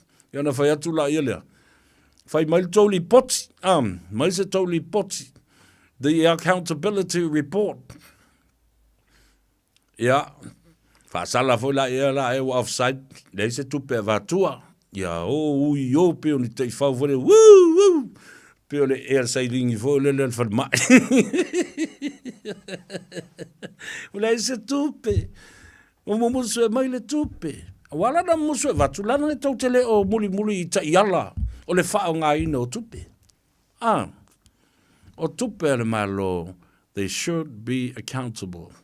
And that report needed to be audited as well by a qualified auditor. E mere na o ata ia fo I wala te whaalongo pe I tangata whaasalalau o lo lato tau aveina le sa vali le au pongi saia. Ai au mai whemai au mai e wha manino mai se te mai me wha peo tulafono o ata o wha talo whai. O na whea no tau ilo ai wha winga se mea wha peo le tulafono. Pe wha matala ina se winga se mea tulafono. Na paua na o mea tau te maramla mai, o mea e tu watu ma monoti atu e tuila epa I o tau ngutu. E waku kongo e voi lele epe o onga e kauvulu wai mai fafo, e koe pō koe kura epa e kongo le follow. Follow le mea sari. Ia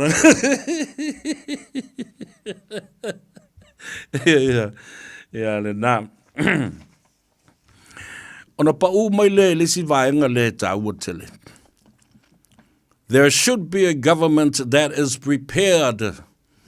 prepared and be brave to make some policy changes. Now, so se malo o mana tu natu mafua ma mau mo le anga I luma ma le luma na I le ngata I lona te mau a inga ia totoa e whaia ni swinga. Ai maise o swinga I tula fono. Lea la e whaata mo e nei le teimine nei. Mai au tau totoa. Ina ia toi whaafoi le marusi anga o le tula fono sa iai o whanua masuafa, a o le wha masinonga mawalunga e wha manumalu pea. Toi whaafoi mai le awhi e wasalau valu sifu ma le tasi o le tula fono wha vai o wha masinonga whanua masuafa e fitu tau sanga o tapena. E toi lipo iai, ma toi whaatino ai ngā ruenga ua to al wha masinonga. Toi whaafoi lea ia tatau o tangata I lunga le Supreme Court ma le Court of Appeal. Lea no tau tipi ni ia nei I le ko I watu I le matasila.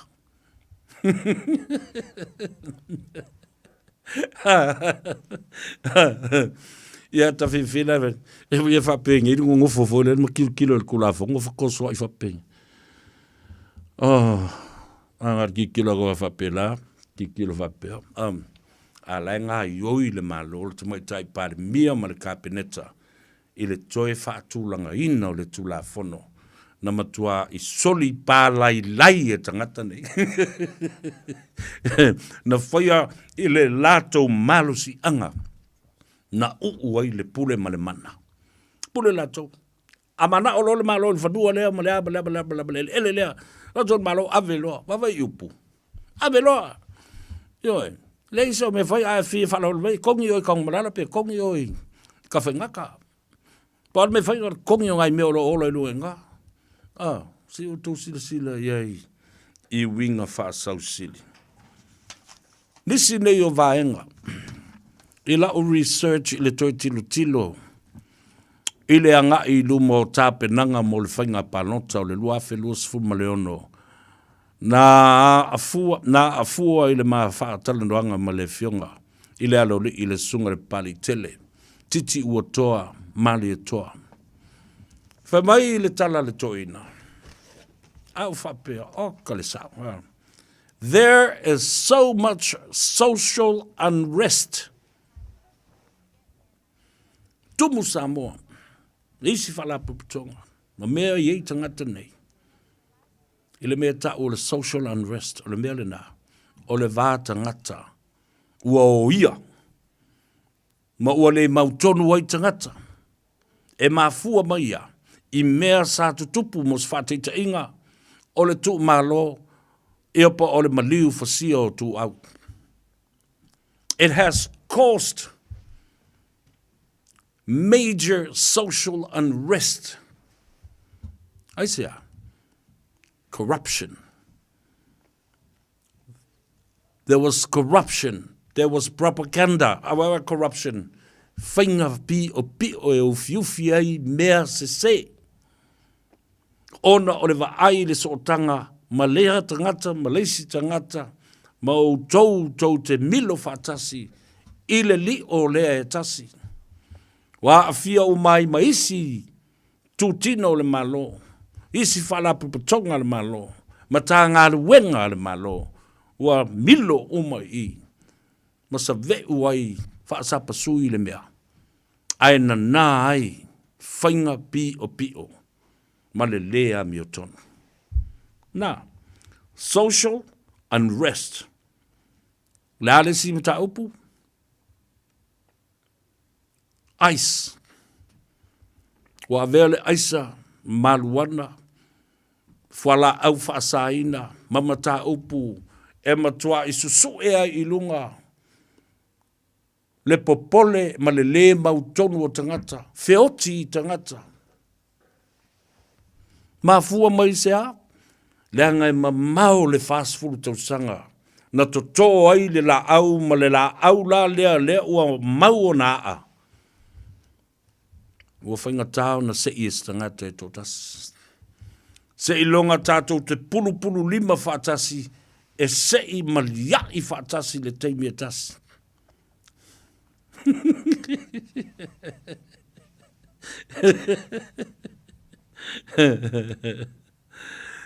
Ai sea, tasi lea mata upu, ua matua, matauti ai, le mea ta o le social unrest, le nofo le lei o tangata, o ia la ngona o tangata. Mafatia tangata, scandals, corruption and propaganda. Faufaunga leanga. Tustusinga tau faa leanga. Faa salalaunga pepelo. Tinga ona iloa se ai fai lava. Ina o le tau fai lava e maunu mai lea, ma maunu mai lea. Tolu, su e ngā tupe, tau whaavalea. Ai whaatumu ai lava tangata lava ia e tau la mua ai le mea lea. Propaganda. Nale wingo le nā upu whao ngā ina. O la tau midis monisi o tangata whaasala lau ia whaalu watu le tala leanga i whafu. Alu watu le tala se i whafu. Awala la tau mea o whai. Ele o tū malo. Nāle me o leo mai ei. Mani mafau whaunga fau. Ma whaapea ne. Ia man tua fo e porokiki le te tai o mai tau mai se mea sao. Na o mea se sea. E lei fo e ma se sea fia whaato. E se whaapea mai. Ia mali e iari. O le fast food tau sanga le sa mātou i ina. Ina whapea mātou i au se mea le mātou a inga. Se tofi le mātou. Nu uman mātou i tū malo. A le mea le mātou loa le ai. E su e le malo. I fina ngalo o tangata pālota. O tau se sila lai. Parliamentary scandal le nā o le nai tupu i Samoa. Whaavalea ma whaasese, ma whaapungisa, ma whau o le atunu i nei tū la whono na whaia e sui e le whaavai. Ai whai mai whaatū mātila ai le whaamsinonga o whanua ma suafa. Ai whaatū mua i tutusa ai ma le whaamsinonga o soli ngā tū la whono. The Supreme Court ma le whaamsinonga mawalunga ai tipi lua i sa pelu. Lea ia ta tau o le tangata. La me la koe ai fua ngā me whaakorua i whaamsinonga.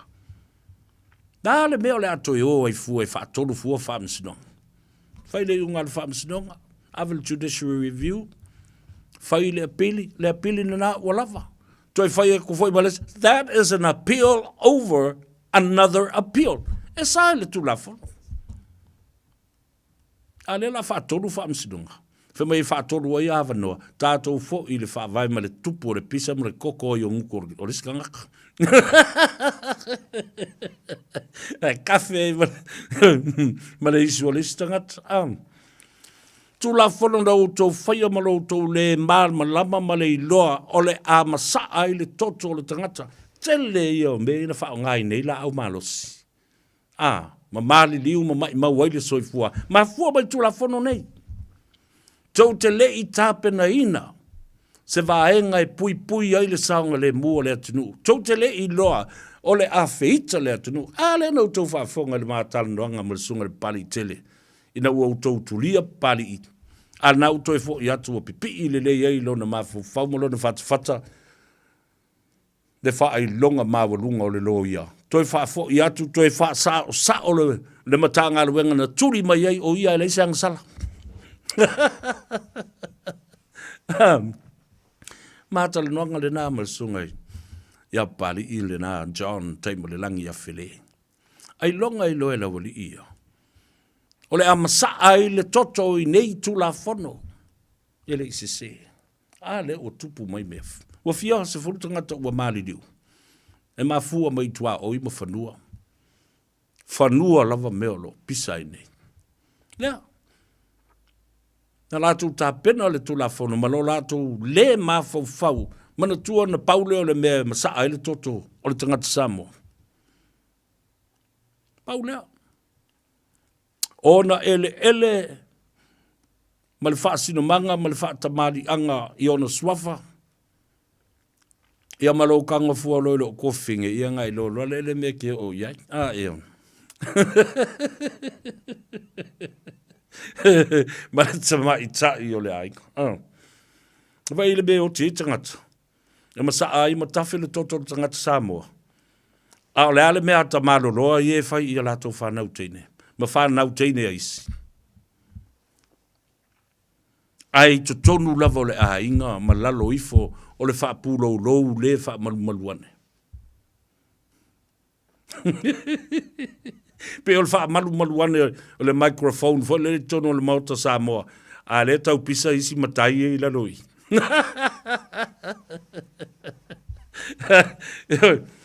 Ana wala mai al konsula e tau pula so manatu e tau na whai le matai to ina na. E o whatu o le aso o le uso fo o taita. Le uso fo i a tau. Ia ai wa fa mai konsula manatu e tusi e ave fo le trespass ai. Fat pule o. Pone via.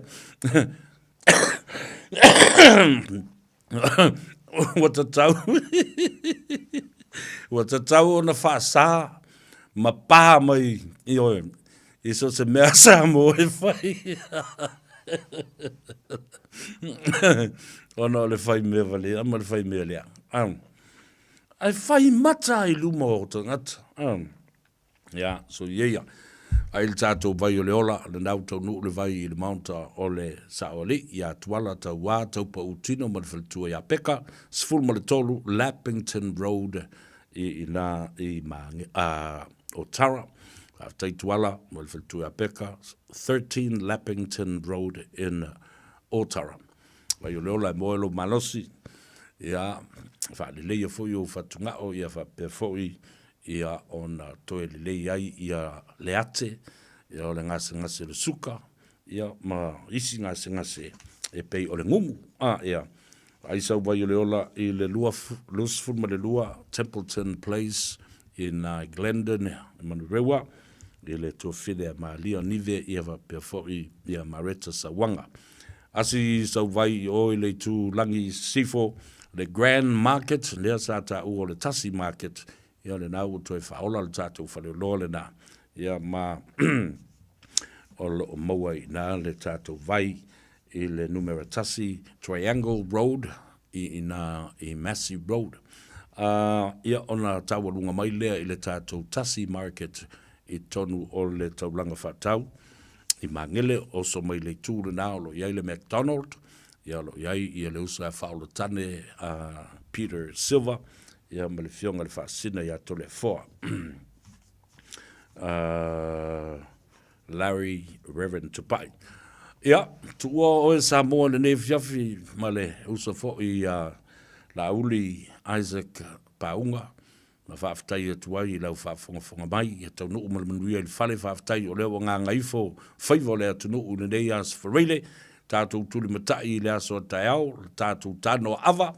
Yeah, it's a mawai sao. My mawai for malo. Ladies and gentlemen, friends and families on our Facebook page and also on our YouTube channel, please share our program. I leave you o te tuua oto I se tasi nei o pese sa vea. E whaamanuia atuai I tina matamai I uma ua mawhatia o le atunu. Ai maise o tina matamai tai o lo o le tauvanga le na ale Mr. Wheeler. Ia mai lato umo to mai tai la le o le a fai puipo I le sauling o le sakala meto le fai puiponga I le aso taia usi le mai moa soifua ma ia manuia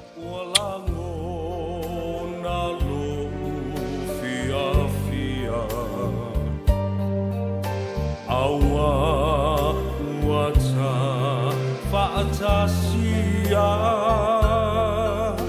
watu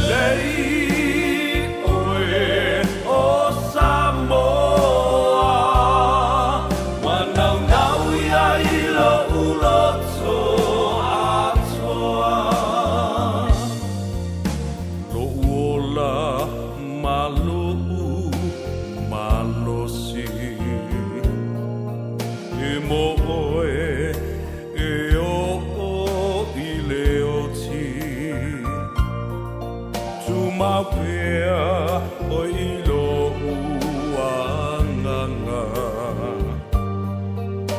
e o ile ngataanga